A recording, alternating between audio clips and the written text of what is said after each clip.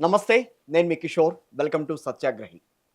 తెలంగాణ రాష్ట్రంలో ప్రస్తుతం hot topic అంటే బీసీ రిజర్వేషన్లు. అసలు రిజర్వేషన్లు ఏ ప్రాతిపదికన ఇవ్వాలి? ఆ ప్రాతిపదికకి కొలమానం ఏంటి? సో, దాంట్లో ఎవరెవరికి భాగస్వామ్యం కల్పించాలి? మిగతా వాళ్ళ పరిస్థితి ఏంటి? వీటన్నిటి మీద చర్చోపచర్చలు జరుగుతున్నాయి.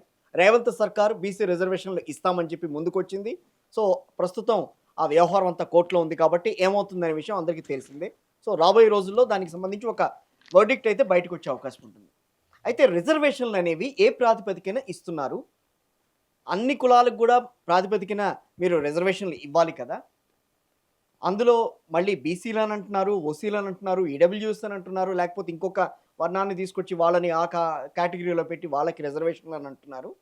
సో, అగ్రవర్ణాలకు గూడా రిజర్వేషన్ ఇస్తే ఎట్లా ఉంటుంది?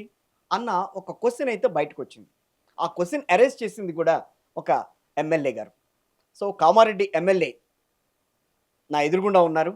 ఈ అంశాన్ని బయటికి తీసుకొచ్చింది ఆయన. ప్రస్తుతం పొలిటికల్ సర్కిల్స్‌లో బాగా చర్చ జరుగుతున్న టాపిక్కే అది. సో, దాన్నే ప్రాతిపదికగా తీసుకొని ఈ రోజున వెంకటరమణారెడ్డి గారిని అడిగాను. సో, వెంటనే ఆయన సత్యాగ్రహికి వస్తానన్నారు. వచ్చారు. ఒకసారి ఆయనతో మాట్లాడదాం.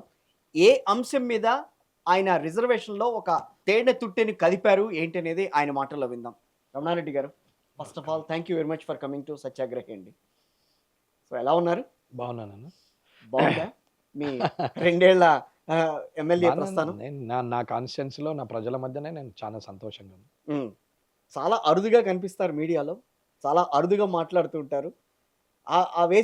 మాట్లాడిన మాటలు చాలా పరుషంగా ఉంటాయి. నెక్స్ట్ ఏంటంటే ఆహ్, జనాల్ని ఆలోచింపజేసే విధంగా ఉంటాయి. ఏంటి కారణం ఏంటి?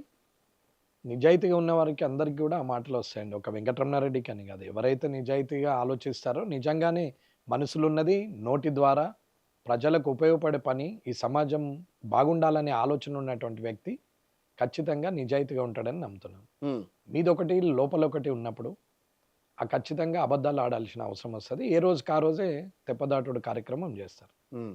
ఇవాళ ఉన్నటువంటి డిజిటల్ మీడియా, డిజిటల్ ప్లాట్‌ఫామ్‌లో ఉన్న ఈ సమాజం, హ్మ్.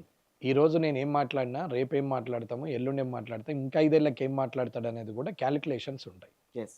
సో, మనం మాట్లాడే మాట నిజాయితీగా ఉన్నప్పుడు, మాట మార్చాల్సిన అవసరం లేదు. సో, మీరు గూడా కాలిక్యులేటెడ్‌గా మాట్లాడతారా? నేను క్యాలిక్యులేటెడ్‌గా మాట్లాడను. ఆ! ఫ్యాక్ట్స్ మాట్లాడతాము, నిజాలు మాట్లాడతాము. ఫ్యూచర్ జనరేషన్‌కి, ఇప్పుడున్న జనరేషన్‌కి ఉపయోగపడాలనేదే ఆలోచన తప్ప, ఎవరిని ఇబ్బంది పెట్టాలనేది ఆలోచన ఉండదు. బీసీ వ్యతిరేక అనే ప్రచారం జరుగుతుంది మీ మీద. అని బీసీలు అనట్లేదే. హ్మ్. ఎవరో రాజకీయ పక్షాలు రాజకీయంగా లేకుంటే ఒక కుల పిచ్చి ఉన్నటువంటి వ్యక్తి, లేదంటే మత పిచ్చి ఉన్నటువంటి వ్యక్తి, లేదా పార్టీ పిచ్చి ఉన్నటువంటి వ్యక్తులు అంటారు. వాళ్ళని నా సోదరులే అనుకుంటాను గానీ, నేను శత్రువులు అనుకోను. అసలెందుకు ఆ ఆలోచన వచ్చిందంటారు? బీసీ రిజర్వేషన్‌ల విషయం మీద మీరు మాట్లాడిన మాటలు దాని వెనక అర్థం ఏంటనంటారసలు? నేను ఇప్పుడని కాదండి, ఎప్పటినుంచో అంటున్నాం. మహనీయులు అంబేద్కర్ గారు రచించినప్పుడు 10 ఏళ్ళు రిజర్వేషన్ పెట్టారు. హ్మ్. కొన్ని వేల మంది తర్జన భర్జన చేసి, ఆలోచించి, పరిస్థితులకు అనుగుణంగా అప్పుడున్న స్వాతంత్రం వచ్చిన తర్వాత రాజ్యాంగం ఏర్పడేటప్పుడు ఎలా ఉండాలి? ఇండియా రేపు పొద్దున ఎలా అయితే బాగుంటుంది? ఒక 100 సంవత్సరాలు గాదు, 1000 సంవత్సరాలు పోయినా మన ఇండియా ఎలా ఉండాలని ఊహకందని ఆలోచనతోని ఆలోచించి రాసినటువంటి రాజ్యాంగం అది. హ్మ్. అది కొన్ని వేల మంది తర్జన భర్జనలతోని ఆ మేధాశక్తిని అంతటా కలగలిపి అంబేద్కర్ గారి ద్వారా అది బయటకొచ్చింది. హ్మ్. గౌరవనీయులు అంబేద్కర్ గారు రచించిన ఈ రాజ్యాంగంలో హ్మ్. ఇవాళ ఉన్నటువంటి ఈ రిజర్వేషన్ హ్మ్. ఏదైతే ఉందో అది 10 సంవత్సరాలకే పెట్టారు. అవును. రాజకీయ నాయకులు దాన్ని 10, 10, 10 పెంచుతున్నారు. హ్మ్. పెంచడంలో తప్పు లేదు. ఎన్టీ రామారావు గారి వరకు పొలిటికల్ కరప్షన్ లేదు. ఓకే. ఎన్టీ రామారావు గారు ముఖ్యమంత్రిగా అయిపోయిన తర్వాత, చంద్రబాబు నాయుడు గారు స్టార్ట్ అయిన తర్వాత మొదలైంది.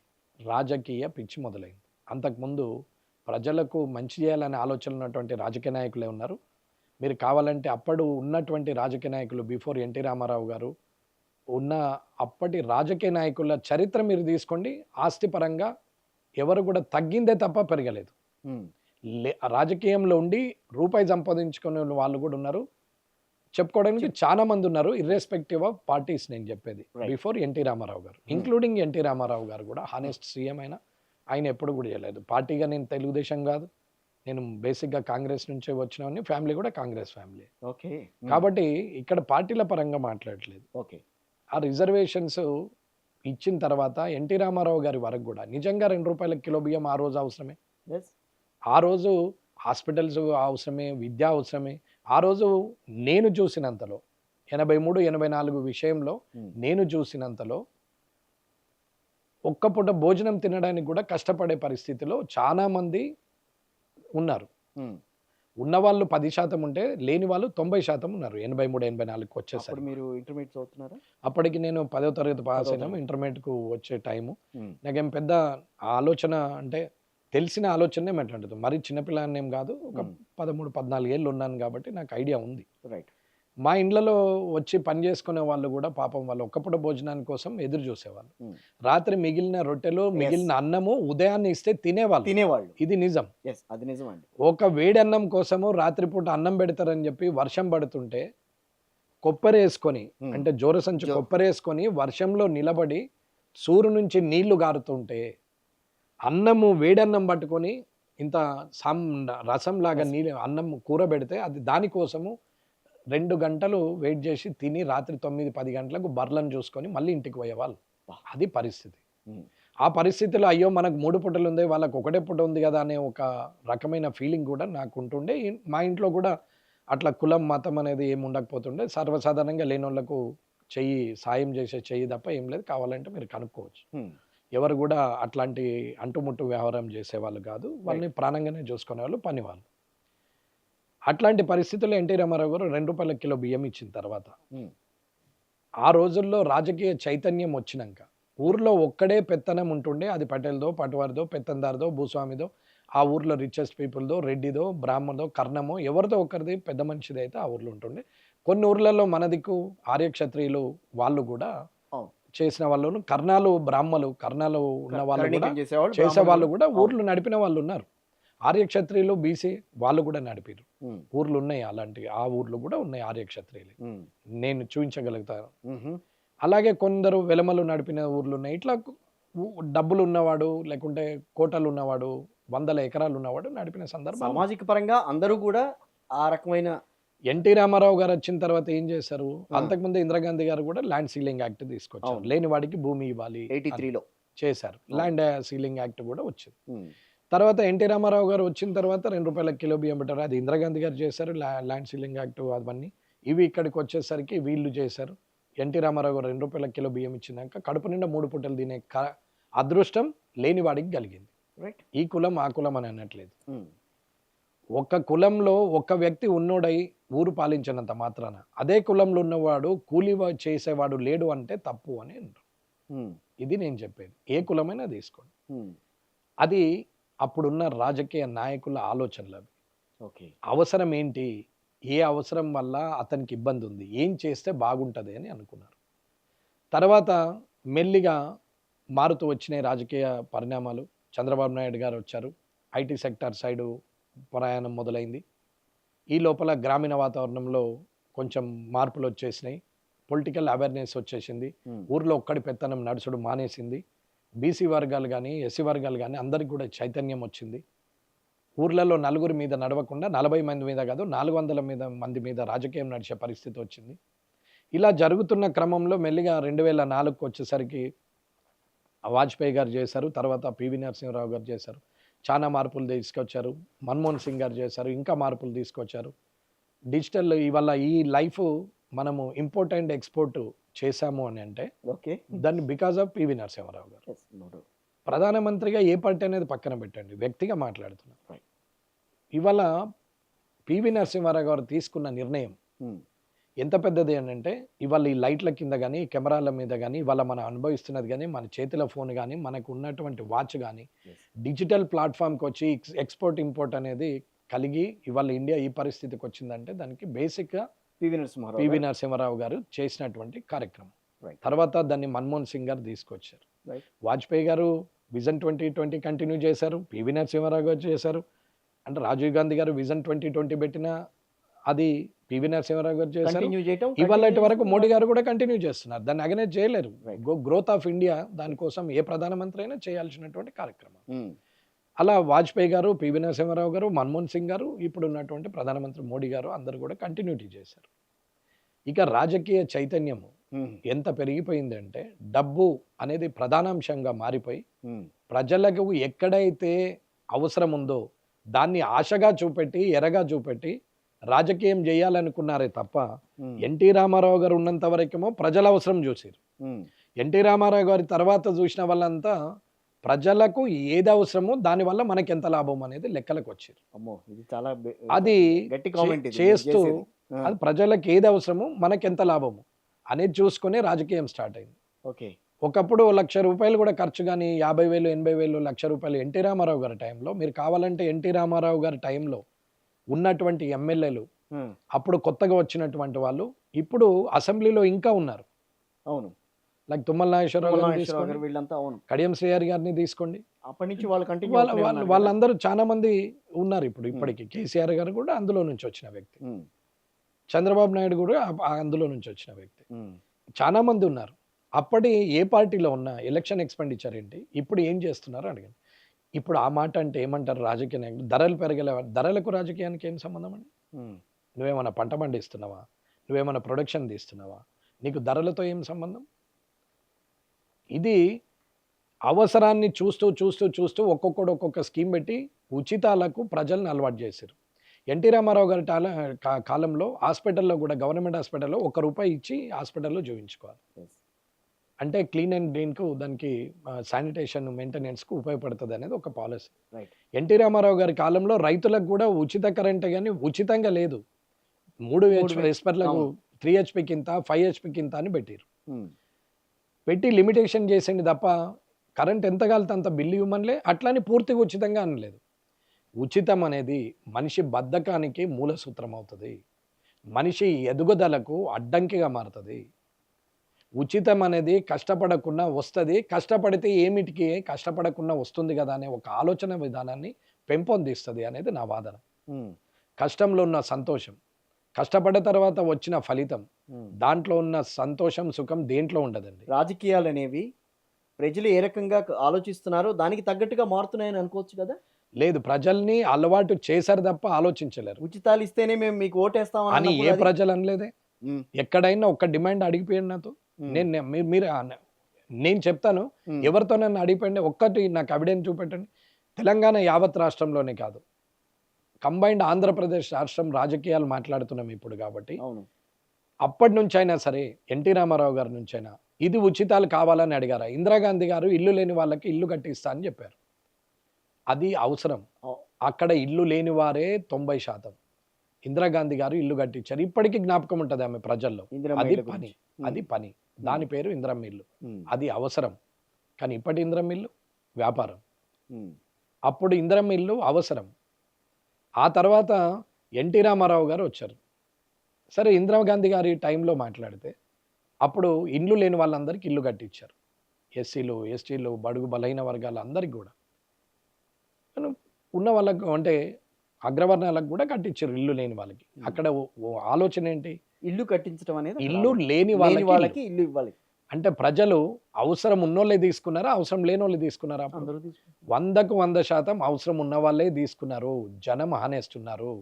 అప్పుడు పొలిటికల్ గా ఇంకా పొల్యూషన్ స్టార్ట్ కాలేదు. కాబట్టి రాజకీయంగా ఎవరు ఆలోచన చేయలేదు, ప్రజల సర్వీస్ గురించి ఆలోచించారు. ప్రజల కోసం ఆలోచించే ఊర్లలో 100 మంది ఉంటే 100 మంది నిజాయితీగానే ఉన్నారు, తన సొంతానికి ఆలోచించలేదు. ఎందుకంటే అందరూ ప్రజల కోసం ఆలోచించేవాళ్ళు. ఇందిరాగాంధీ గారు బ్యాంకింగ్ నేషనలైజేషన్ చేశారు. ఒక మార్పు వచ్చింది, మన ఫైనాన్షియల్ స్టేటస్లో మార్పు వచ్చింది. తప్పునే మాట్లాడుతున్నారు అందరు, కానీ ఒప్పులను ఎందుకు మాట్లాడరు?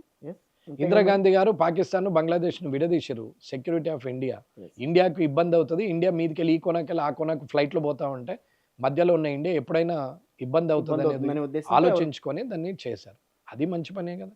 అలాంటి పనులు ఎన్నో చేశారు ఇందిరాగాంధీ గారు. I'm not in Congress, but I recognised. ఎవరైతే నిజాయితీ గల ఆలోచనలు చేసిరో ఈ దేశం కోసం వాళ్ళ గురించి మాట్లాడుతున్నారు. Right, okay. Next Rajiv Gandhi గారు వచ్చారు, విజన్ 2020 పెట్టారు. ఆయన ఆలోచన విధానంలో హైటెక్ అనేది మొదలు పెట్టారు, ఎక్స్పోర్ట్ ఇంపోర్ట్ ఆలోచనలు ఉన్నారు. విజన్ 2020లో 2020 వరకు ఏం చేయాలి అనే ఒక ఆలోచనలో మొదలు పెట్టారు. తర్వాత తద్వారా వచ్చినటువంటి ముఖ్యమంత్రులు నలుగురు ఐదుగురు మరి గుర్జాల్ గారు కావచ్చు, చంద్రశేఖర్ గారు కావచ్చు, వీళ్ళందరూ మారి దేవగౌడ గారు అందరూ కూడా మారొచ్చు. మారినా ప్రతి ఒక్కరు ఎంతో కొంత మంచి చేసిపోయారు కానీ ఏం చెడేం చేయలేదు. Right. 6 నెలలున్నా 8 నెలలున్నా ఒక చంద్రశేఖర్ గారు గోల్డ్ని మార్కెట్లోకి తీసుకొచ్చారు. అవును. అంతకుముందు గోల్డ్కు వాల్యూ లేదు, మార్కెట్లో లేదు, కానీ షేర్ మార్కెట్లోకి తీసుకొచ్చారు, ఇంటర్నేషనల్ మార్కెట్లోకి తీసుకొచ్చారు చంద్రశేఖర్ గారు. Right. దెన్ నెక్స్ట్ వచ్చినటువంటి ప్రధానమంత్రి పివి నరసింహారావు గారు. పివి నరసింహారావు గారు విజన్ 2020 ఇంప్లిమెంట్ చేస్తూ ఫైనాన్షియల్ స్ట్రెంగ్త్ చేస్తూ ఆర్బీఐ గవర్నర్గా మన మన్మోహన్ సింగ్ గారిని పెట్టుకొని చేశారు. తర్వాత ఫైనాన్స్ మినిస్టర్గా కన్ఫర్మ్ అయ్యారు. వీళ్ళిద్దరి సామర్థ్యంతో ఒక స్టెబిలిటీ వచ్చింది. అప్పుడు ఎక్స్పోర్ట్ ఇంపోర్ట్ని ఈజీ చేసింది పివి నరసింహారావు గారు. అవును. ఫైనాన్షియల్ స్ట్రెంగ్త్ చేసింది పివి నరసింహారావు గారు. మన్మోహన్ సింగ్ గారు దాన్ని ఇంకా అడ్వాన్స్ స్టేజ్కి తీసుకెళ్ళి జీడిపి అంటే ఏంది, ఎట్లా ఉండాలి, మనకి ఎంతటి స్టేట్ ఎట్లా ఉంటే మనకు ఏ కష్టం వచ్చినా ఈ ఇండియాకు ఇబ్బంది రాదు, ఆర్థిక లోటు ఆర్థిక మాంద్యం తట్టుకోగలిగే రాకుండా పరిస్థితి ఉంటుంది, ఉంటుంది. తట్టుకోగలిగే పరిస్థితిలో తయారు చేసి పెట్టారు. మాట్లాడకపోవచ్చు, లేకుంటే ఒకరు చెప్తే వింటారని రోబో అని అంటుండొచ్చు. ఎవరేమన్నా మనస్ఫూర్తిగా దాన్ని నిజాన్ని ఆత్మ ఎప్పుడైనా చెప్తుంది. సో ఆయన ఇవాళ చేసినటువంటి కార్యక్రమాలనే ఇవాళ మనమున్న ఈ లైట్లు కావచ్చు, ఈ టెక్నాలజీ కావచ్చు, ఈ మైకులు కావచ్చు, ఫోన్లు కావచ్చు, 6 ఇంచుల ఫోన్లో ప్రపంచాన్ని మనం ప్రపంచంలో అరక్షణంలో మనం చూడగలిగే పరిస్థితికి తీసుకొచ్చారు. రైట్. ఇది మార్పు కాదా? వాళ్ళు చేయలేరా? అట్లాగే నెక్స్ట్ వచ్చినటువంటి ప్రధానమంత్రిగా మోడీ గారు ఉన్నారు. ఇండియా నుంచి విదేశాలు విపరీతంగా తిరుగుతున్నాడు, ప్రపంచమంతా చుట్టేస్తున్నాడు, ఎంజాయ్ చేస్తున్నాడు అనేది రూమర్ 2014, 15, 16లో మొదలు పెట్టారు. అవును. సరే ఏది తిరిగినా ఏం చేసినా ఏం పని మీద పోతున్నాడు, ఏమి బీచ్లో పండు పోతలేడు, లేకపోతే ఇంకోటి చేయడానికి కదా. పోలే, ఎంజాయ్ చేయడానికి పోలేడు, లేకపోతే అక్కడ పోయి పార్టీ చేసుకొని రానికి పోలేడు కదా. ఆయన పోయింది నేషనల్ ఇంట్రెస్ట్ మీద పోయినరు. Yes. ఇవాళ అన్ని కంట్రీల్లో ఇండియా అంటే ఏంది అనేది ఉంది. Yes. ఇవాళ మనమే భారతదేశం ఉన్నోళ్ళే ఇంతకుముందు అరబ్ కంట్రీస్ పోతే ఇండియా అని నవ్వేవారు, ఇవాళ అరబ్ కంట్రీలో వెల్కమ్ చెప్తున్నారు. Yes. ఇవాళ ఇండియన్ రూపీని తక్కువగా చూసేవాళ్ళు. ఇప్పుడు ఇండియా అంటే ఇండియన్ రూపీ వాల్యూ తగ్గిందా పెరిగిందా పక్కన పెడితే ఇండియా అంటే గౌరవం ఉంది, ఏ కంట్రీలో పోయినా ఒక రెస్పెక్ట్ ఇస్తున్నారు. అది మోడీ గారి వల్ల జరిగిందనేది అబద్ధమా? కరెక్ట్. తప్పులనే చూడడం కాదు, ఒప్పులను కూడా చూడాలి. ఇది నేషనల్ పాలిటిక్స్. అక్కడ కులానికి మతానికి చెప్పకుండా ఎవరి కులాన్ని వారు రక్షించుకోవాలి, ఎవరి మతాన్ని రక్షించుకోవాలన్నారు. మోడీ గారు అంటే హిందూ ముస్లిం ఫీలింగ్ చేశారు, మతాలలో చిచ్చు పెట్టిండ్రు అంటారు. ఇవన్నీ మీరు అడిగే ప్రశ్నలకు మొదలే నేను ఆన్సర్ అదే చేయాలి. అందుకని నేను ఎందుకు మతము మీద పెట్టిర్రు అని అంటే నేను మీకు క్లియర్గా చెప్తాను. హిందూ సాంప్రదాయాన్ని పెంచాలి, హిందువులుగా తన మతాన్ని పెంచుకోవాలి, సాంప్రదాయాన్ని పెంచుకోవాలి, సక్రమమైన మార్గంలో ఉండాలని చెప్పారు. కానీ ముస్లింలను తిట్టుమని ఎక్కడ చెప్పలేదు, దర్గాలు తీసేయమని ఎక్కడ చెప్పలేదు, ముస్లిమ్స్ మసీదులు గులగొట్టాలని ఎక్కడ చెప్పలేదు, క్రిస్టియన్లని చర్చిలను తీసేయాలా, జీసస్ని తిట్టాలా అని ఎవరు చెప్పలేదే. ఎక్కడైనా ఒక్క మాట, ఒక లేదు. వీడియో, ఎక్కడైనా ఒక మాట ఉంటే చెప్పమనండి. లేదు. ఎక్కడ ముస్లిమ్స్ని, ఎక్కడ హిందూ ముస్లిం మన ఇండియన్ ముస్లిమ్స్ని ఎక్కడ అనలేదు. ఎవరైతే బయట నుంచి చొరబాటుదారులైనటువంటి ముస్లిమ్స్ ఎవరైతే వచ్చారో వాళ్ళ గురించి మాట్లాడారు. ఇవాళ ఉన్న ఏ యాక్ట్ తీసుకొచ్చినా అది ఇండియన్ ముస్లింకు ఇబ్బందిగా ఉండదు, ఇది నేర్చుకోవాలి. బయట నుంచి వచ్చి ఇండియాలో ఇబ్బందులు పెడుతున్నటువంటి వ్యక్తులు వారు ఇండియాకు వచ్చి ఇండియాలో న్యూసెన్స్ చేస్తున్నారు కాబట్టి ఆ కండిషన్స్ పెడుతున్నారు. రైట్. ఎక్కడ మతాల గురించి మాట్లాడలేదే. శ్రీరాముడు మన ఎన్టీ రామారావుని చూస్తే మనకు శ్రీరాముడు అనగానే ఎన్టీ రామారావు గారి జ్ఞాపకం, శ్రీకృష్ణుడు అనే ఎన్టీ రామారావు గారికి జ్ఞాపకం వస్తారు. మరి మోడీ గారు శ్రీరాముని గుడి గురించి మాట్లాడేదే తప్ప ఇంకొక దాని గురించి ఏం తప్పుగా మాట్లాడలేదు. అట్లాంటి వల్ల వాళ్ళ అరబ్ కంట్రీలలో మరి వాళ్ళ నారాయణ వాళ్ళది టెంపుల్స్ అన్నీ ఇచ్చారు కదా, అబుదాబిలో 30 ఇస్కాన్ వాళ్ళకి ఇచ్చారు కదా. అవును. మరి అక్కడ మరి వాళ్ళు ఎందుకు ఇచ్చారు? మనము విదేశాల్లో అమెరికాలో పోయి మన వాళ్ళు ఉన్న ఏరియాలో మనం గుళ్ళు కట్టచ్చు. మనం పోయి అక్కడ ఇంగ్లాండ్లో పోయి మనోళ్ళు పోయి గొడవ చేయొచ్చు.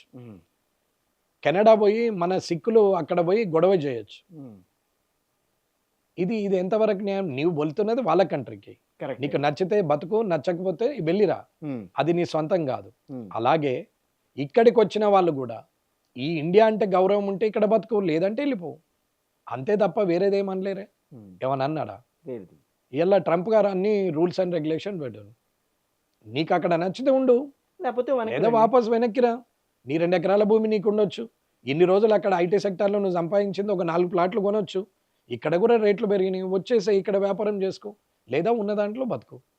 కానీ బానిస బతికెందుకు? ఏమవసరం? ఉమ్, నచ్చితే సంతోషం, నచ్చలేదు, నీకు బాగా అసంతృప్తి ఉంది, అసహనం ఉంది, వచ్చేయి మళ్ళీ ఇండియాకి. దానికి కూడా ట్రంప్ ఇట్లా అట్లా అవసరం లేదే. ఉమ్, ఆయన దేశం ఆయన ఇష్టం, మన దేశం మన ఇష్టం. రైట్. మనది మనకి ఇష్టం ఉన్నప్పుడు వాళ్ళది వాళ్ళకి ఇష్టం ఉంటుంది. సూత్రం A+B² అంతే. అందరికీ పనిచేస్తుంది. అందరికీ పనిచేస్తుంది అది. నీకొకటి నాకొకటి కాదు. పాత సూత్రం లాగా ఉల్లిగడ్డ నీకద్దన కానీ నాకద్దన అంటే అది కరెక్ట్ కాదు. కరెక్ట్. ఇకపోతే ఇది నేషనల్ పాలిటిక్స్. ఇక ఇక్కడికి వచ్చేసరికి స్టేట్ పాలిటిక్స్కు మన పాలిటిక్స్కి వచ్చాయని ఎన్టీ రామారావు వరకు ఉన్న సెన్సిటివిటీ, పబ్లిక్ గురించి ఆలోచించే విధానం మారిపోయింది. తూకం మొదలైంది.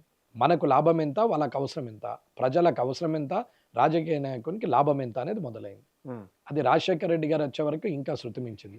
ఆయన నాకు అభిమాన నాయకుడే, ఆయన అంటే నేను ఇష్టపడతా, ఆయన గురించి నేను గొప్పగానే చెప్తా. కారణం దానికి ఉన్నాయి. చంద్రబాబు నాయుడు గారు ఎట్లయితే హైటెక్ అనేది పెట్టి కంప్యూటర్స్ ఇది అడ్వాన్స్ టెక్నాలజీని ఐటీ సెక్టార్ను ఇంట్రడ్యూస్ చేస్తే ఇవల్ల ఉద్యోగాలు రావు, మాకు రిజర్వేషన్ల వల్ల సమస్య ఉంది అన్నోళ్ళందరూ కూడా ఇవాళ బయట దేశాలలోకి వెళ్ళిపోయారు ఐటీ సెక్టారు దాంట్లో. ఎందుకంటే అక్కడ రిజర్వేషన్స్ ఉండవు. ఐటీ సెక్టారు ప్రైవేట్లో ఇక్కడ ఇండియాలో కూడా డెవలప్ విపరీతమైంది. అందులో హైదరాబాద్ బేస్ ఎక్కువైంది. తర్వాత కర్ణాటక, మద్రాసు, మహారాష్ట్ర, పూణే, బాంబే ఉన్నాయి. కాబట్టి మన దాంట్లోనే ఎక్కువ ఎన్విరాన్మెంట్ అనే నేచర్ కూడా మనది బాగుంటుంది కాబట్టి ఇక్కడ ఎక్కువ డెవలప్ అయింది. దీంట్లో రిజర్వేషన్స్ లేవు కాబట్టి అగ్రవర్ణాలలో ఉన్న వాళ్ళందరూ చదువుకుంటే వాళ్ళందరూ కూడా ఇంచుమించుగా బయటకు వెళ్ళిపోయే ఆలోచన చేశారు. ఇకపోతే రాజశేఖర రెడ్డి గారు వచ్చారు. అంటే నేను చంద్రబాబు నాయుడు గారు మంచి పని కూడా చెప్పాను. రాజశేఖర రెడ్డి గారు వచ్చిన తర్వాత 108 ఒకటి మంచిది. లేనివాడికి పెద్ద పెద్ద రోగాలు వస్తే ఇబ్బంది అవుతుందని ఆరోగ్యశ్రీ బాగా పెట్టారు. చాలా మంది డబ్బు లేని వాళ్ళు, హార్ట్ ఆపరేషన్స్ అయిన వాళ్ళు, స్టంట్లు వేసిన వాళ్ళు, లక్షలు పెట్టలేని వాళ్ళందరూ బతికి ఇవాళ రాజశేఖర రెడ్డి గారిని రాజన్నగా మాట్లాడే పరిస్థితి కూడా వచ్చింది. అది గ్రామాల్లో లాభమైంది. అది దానివల్ల మంచి జరిగింది. అట్లనే ఫీ రియంబర్స్మెంట్ వల్ల లేనివాడు చదువుకునే పరిస్థితికి వచ్చింది. ఫీ రియంబర్స్మెంట్ దానికి ఏం రిజర్వేషన్ పెట్టలేదు. ఫీ రియంబర్స్మెంట్ అందరికీ చదువుకోవాలనుకున్న ఆర్థిక స్తోమత లేని వాళ్ళందరికీ కూడా ఉపయోగపడింది. 10% మిస్యూజర్స్ ఉంటారు, అది న్యాచురల్, ఎక్కడైనా జరుగుతుంది. 100% జెన్యూనిటీ అంటే ఎవరు నమ్మలేము. 90% అప్ టు ఓకే. తర్వాత ఏమైంది జరిగింది, వాళ్ళందరూ కూడా ఫారెన్ లోన్లు కూడా ఈ అబ్రాడ్ లోన్స్ కూడా ఇవ్వడం జరిగింది బ్యాంకులలో. ఏ దాని మీద? డిగ్రీ సర్టిఫికేట్ మీద వాళ్ళు ఇవ్వడం జరిగింది. బీటెక్ కావచ్చు, ఏదన్నా దాని మీద ఇవ్వడం జరిగింది. వాళ్ళు ఆ డబ్బులు తీసుకొని అమెరికా వెళ్ళిపోయారు. అక్కడే ఎంఏ చేసి అక్కడే సెటిల్ అయిపోయారు. వాళ్ళ లోన్లు వాళ్ళే కట్టేసుకున్నారు. తల్లిదండ్రులకు బాధ లేదు, వాళ్ళు అక్కడికి వెళ్ళిపోయారు. దీంట్లో ఎస్సీ ఉన్నాడు, ఎస్టీ ఉన్నాడు, బీసీ ఉన్నాడు. ఓసీలు అయితే మొదలే డిసైడ్ అయ్యారు బయటకు వెళ్ళిపోతేనే బాగా, ఇక్కడ మనకు రిజర్వేషన్స్ లేవు, మనకు రావడం కాంపిటీషన్ కష్టమే ఇక్కడ అనేది ఉంటుంది. వాళ్ళు వెళ్ళిపోయారు. ఇక నెక్స్ట్ ఆయన చేసిన తప్పులు కూడా కరప్షన్ ఎక్కువైపోయింది. రాజకీయంగా ఎలక్షన్ ఎక్స్పెండిచర్ పెరిగిపోయింది. బై ఎలక్షన్లు మొదలైనవి. ఆపరేషన్ ఆకర్ష్ మొదలు పెట్టారు. ఇక్కడోడు అక్కడ, అక్కడోడు ఇక్కడ, కండువాలు మారడం అనేది రాజకీయం కూడా స్టార్ట్ అయిపోయింది. రాజకీయ నాయకుడు ఎన్టీ రామారావు గారి టైంలో నాదెండ్ల భాస్కర్ రావు గారికి సపోర్ట్ చేసిన ఎమ్మెల్యేలు గ్రామాలలోకి రాలేరు. వారు తర్వాత రాజకీయంగా కనుమరుగైన సొంతూరుకు కూడా వెళ్ళలేరు, విలువలు పోయినాయి అని చెప్పి. అది బాధ వాళ్ళకి. కానీ ఇప్పటికి ఎవడైతే శత్రువు వానితోనే మిత్రుత్వం చేసి కండవ మార్చుకొని ఆ శత్రువుతోనే ఫ్లెక్సీలు కట్టుకొని భారీ ఊరేగింపు చేసుకొని గ్రామాలలోకి వెళ్తున్నారు. ఏ గుర్తు మీద ఓటేసిండ్రో ఆ గుర్తు మార్చుకొని, ఆ జెండా మార్చుకొని ఆ గ్రామాలలోకి పోతారు. ఏమనంటే అభివృద్ధి మంత్రం అనేది ఒకటి పెట్టారు. అభివృద్ధి ఏం జరిగిందో జనాలకే తెలవాలి. అది జరిగి అయిపోయింది. రాజశేఖర రెడ్డి గారి తప్పు కూడా చెప్పినాం. అది అయిపోయిన తర్వాత ఆయన మేజర్గా మస్కురు వాళ్ళని తీసుకొచ్చేసి విఆర్ వాళ్ళకి ఇచ్చారు. ఇది కూడా డెలికేట్ ఇష్యూ, కానీ నాకేం ఇబ్బంది లేదు.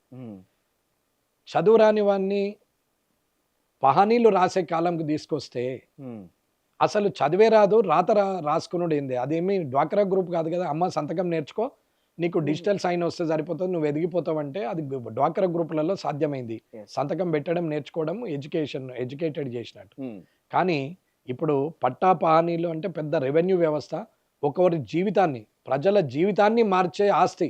yes. భూములు ఏవైతే ఉన్నాయో, తన ఆస్తిగా భావించే భూములు ఏవైతే ఉన్నాయో, ఆ భూముల రాత రాచేటోడు తలరాత మంచిగా లేక మంది మా రాతలు మార్చేసారు వాళ్ళు విఆర్ఓలుగా అయ్యి. ఉమ్, అది తప్పు. అటువంటి తరుణంలో రాజశేఖర రెడ్డి గారు అయిపోయిన తర్వాత కిరణ్ కుమార్ రెడ్డి గారు వచ్చారు, రోషయ్య గారు వచ్చారు, రోషయ్య గారి తర్వాత కిరణ్ కుమార్ రెడ్డి గారు వచ్చారు. తర్వాత 2014 వచ్చింది, ఆకాశానికి అద్దులే లేవు, ఉమ్, అయిపోయింది. 2014-15 వరకు మొత్తం అడగకుండా ఇష్టం ఉన్న ఉచితాలు ఇచ్చుకుంటూ పోయారు. ఉమ్, రైతు బంధు, బీసీ బంధు, రుణమాఫీ. ఎన్టీ రామారావు గారు చేసినప్పుడు రుణమాఫీ 10,000, అది దేవిలాల్ గారు ఉన్నప్పుడు చేసింది. ఓకే. 10,000 అనేది అప్పట్లో అవసరం. రైతులు అందులోనే ఊడిగం చేస్తున్నారు. ఒక్కసారి ఆయన రుణమాఫీ చేస్తే వ్యవసాయ ఫ్రీ శాఖ అవుతారు మంత్రిగా ఉన్నప్పుడు అప్పుడు దేవిలాల్ చేశారు, గారు. దేవిలాల్ గారు ఉమ్, చేశారు. ఇప్పుడు ఏమైంది, దాన్ని వ్యాపారంగా మార్చారు. అప్పుడు అవసరం, ఇప్పుడు వ్యాపారం. ఓటు అనేది లాభం. ఈ వ్యాపారంలో లాభం ఏంటంటే ఓటు ద్వారా లాభం ఏందనేది ఇక మీరు గ్రహించాలి, నేను చెప్పేది ఏమీ లేదు. ఉమ్, అధికారం ద్వారా మళ్ళీ డబ్బు. ఉమ్, ఇది ఆలోచనగా మారిపోయింది. ప్రజలు అడగకున్నా ఉచితాలు ఇస్తూ పోయారు. ఏ ప్రజలు అడగల రైట్. నాకు ఇది ఇవ్వు అని. కానీ రిజర్వేషన్ కావాలని ఏ ప్రజలు అడగల వైన్ షాపులు పెంచమని. ఆ, ఏ ప్రజలు అడగల పర్మిట్ రూమ్లు ఇవ్వమని. ఏ ప్రజలు అడగల నాకు ఇది కావాలనేది.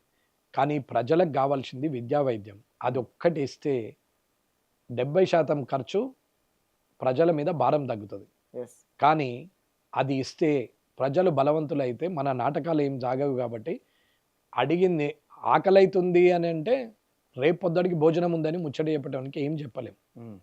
వాడు ఆకలంతా చచ్చిపోయిన తర్వాత నువ్వు అన్నం పెడితే అది ఏం కడుపులోకి పోదు. రాజకీయ నాయకులు వేసే ఎత్తుగళ్ళన్నీ కూడా మీరే చెప్తున్నారు ఒక రాజకీయ నాయకుడిగా. దాన్ని ఎలా నేను తీసుకోవాలి? నేను నేను రాజకీయ నాయకుడికి చెప్పట్లేదు. ఆ, నేను వ్యక్తిగా, సమాజం పట్ల బాధ్యత ఉన్న వ్యక్తిగా, 10 మందికి మంచి కావాలని ఆలోచించే వ్యక్తిగా చెప్తున్నాం తప్ప రాజకీయ నాయకునిగా చెప్పట్లేదు. నేను రాజకీయ నాయకుని కాదు అనేది చాలా ప్లాట్ఫామ్లో మీద చెప్పాను. నేను రాజకీయ నాయకుడి చెయ్యి ఇలా ఉండదు. ఇది ప్రజానాయకుని చెయ్యి, ఇది రాజకీయ నాయకుని చెయ్యి.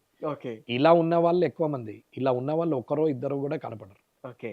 ఇది ఒకప్పుడు ఉన్నటువంటి చెయ్యి, ఆ, ఇదే రాజకీయ నాయకులు ఇలా అయిపోయారు ఇప్పుడు. ఉమ్, అంటే ప్రజలకి ఇలా ఇవ్వాల్సిన పరిస్థితికి వెళ్ళి ఇలా నింపుకోవడానికి ఇలా ఇస్తున్నారు. ₹1 తీసుకోవడానికి 1 పైసా ఇస్తున్నారు. ఆ 1 పైసానే ఫ్రీ బీజ్, ఉచితాలు ఉమ్, అలా పెట్టారు. దానికి మించి నువ్వు 2 ఇస్తే నేను 4 ఇస్తాను, నువ్వు 1 ఇస్తే నేను 2 ఇస్తా, నువ్వు 5 స్కీమ్లు పెడితే నేను 10 స్కీమ్లు ఇస్తా, ఇష్టం ఉన్నట్టు పెట్టి లాస్ట్కి ఎక్కడ దాకా వచ్చారంటే కుల వర్గీకరణ దాకా వచ్చేసారు. Right. OC, BC, SC, ST ఈ సమస్య ఉమ్, కొన్ని ఊర్లలో, కొన్ని దగ్గరలో ఇంకా ఉంది, లేదని నేను అనట్లేదు. ఉమ్, కానీ 90% ఊర్లలో మానిపోయింది. ఉమ్. ఎందుకు అని అంటే అంటే ఆ వ్యత్యాసం అయితే ఆ లేదు. వ్యత్యాసం లేదు. ఉమ్, వ్యత్యాసము ఉండే పరిస్థితిలో లేదు. ఎందుకంటే ప్రతి ఒక్కరు ఎడ్యుకేటెడ్ అయిపోయారు, రైట్. చదువుకున్న వాళ్ళు ఉన్నారు, ఉమ్, పిల్లలందరూ చదువుతున్నారు, అందరికీ ఆలోచన ఉంది. కానీ అవసరం ఏది ఉంది? విద్యా వైద్యం అవసరం ఉంది. ఉమ్, ఆ విద్య అనేది వ్యాపారంగా మారింది కాబట్టి, నాకు స్కూల్ ఉంది, నేను ఉన్నదే మాట్లాడతాను. అవును. వ్యాపారంగా మారింది కాబట్టి ఆర్థిక స్తోమత లేని వ్యక్తులు కులాలకు అతీతంగా చదువులు మానేసి వ్యవసాయ కూలీలుగా, లేక వ్యవసాయం చేసుకోవడమో, లేకపోతే అటు ఇటు కాకుండా ఇబ్బందులు పడడమో పరిస్థితి జరుగుతున్నది అని అంటున్నాను. దానికి ఎగ్జాంపుల్ 10th క్లాస్. ఉమ్, 10th క్లాస్లో ఉన్న స్ట్రెంత్ ఎగ్జిటింగ్ ఎంతైతే అవుట్పుట్ పాస్ పర్సంటేజ్ ఉంటుంది. ఉంటుందో ఉమ్, అది ఇంటర్మీడియట్కు ఉండదు. ఉమ్, 10thలో సపోజ్ 1000 మంది చదువుతున్నారు 10thలో అనుకుంటే, ఇంటర్మీడియట్కి వచ్చేసరికి 800లకు పడిపోతున్నారు. అంటే డ్రాప్ అవుట్స్ పెరుగుతున్నారు. yes. ఇంటర్మీడియట్ నుంచి డిగ్రీకు రావడానికి ఇంకా తగ్గిపోతున్నారు. డిగ్రీ నుంచి స్పెషలైజేషన్, పెద్ద పీజీలు చేయాలంటే ఇంకా తగ్గుతున్నారు. అంటే ఇది ఈ సమస్య. రిజర్వేషన్ వ్యవస్థ దీనికి అంతటికి కారణం అని ఎట్లా చెప్పగలరు? ఆర్థిక సమానత లేకుండా జరుగుతున్నది. ఉమ్, ఇక రిజర్వేషన్ వ్యవస్థలో కారణమా అంటే నేను చెప్తాను. ఉమ్, రిజర్వేషన్ ఉండాల్సిందే, వద్దని అంటలేను, కానీ దేన్ని బేస్ చేసుకొని ఉండాలనేది క్వశ్చన్. ఓకే. ఇవాళ సపోజ్ ఓపెన్గానే మాట్లాడతాను. ఇప్పుడు గీతారెడ్డి గారు ఉన్నారు. ఉమ్, నేను అక్క క్షమించాలని నేనేమి పర్సనల్గా ఎవరిని తీసుకోవట్లేదు. ఏ నాయకుడు కూడా తప్పుపడ్డది. ఎందుకంటే దీని గురించి ఆలోచించాల్సింది. మార్పు మనలో జరగాలి, మన ద్వారా ప్రజల్లో జరగాలి అనేది నేను కోరుకుంటున్నా కాబట్టి పేర్లు తీసుకోవాల్సి వస్తుంది. ఎవరైనా ఇబ్బంది అయితే క్షమించాలి. రెడ్డిని చేసుకుంది. గీతారెడ్డి గారు దేనికి ఎలిజిబుల్ అవుతున్నారు ఇప్పుడు? ఎస్సీ సర్టిఫికేట్కి ఎలిజిబుల్ అవుతున్నారు. ఓకే. రిజర్వేషన్లో ఎక్కడ పోటీ చేశారు ఇప్పటి వరకు అమ్మ? మా అక్క గజ్వేల్లో షెడ్యూల్ క్యాస్ట్ రిజర్వేషన్ అప్పుడు చేశారు. తర్వాత జైరాబాద్ నుంచి చేశారు. నేను ఆ అక్కని తప్పుపట్టట్లేదు, జరుగుతున్న పొరపాటు చెప్తున్నాం. ఆ అక్క ఒక్కతే చేసిందని కాదు, ఇట్లా ఎంతోమంది చేస్తున్నారు అంటున్నాను నేను. ఒక స్టేజ్ వచ్చినటువంటి అప్పుడు ఆ రిజర్వేషన్ ఎందుకు అవైల్మెంట్ చేసుకోవాలి, రైట్, ఆ రిజర్వేషన్ ఇంకొకరికి ఎందుకు అవకాశం ఇవ్వరు అనేది నా ఆలోచన.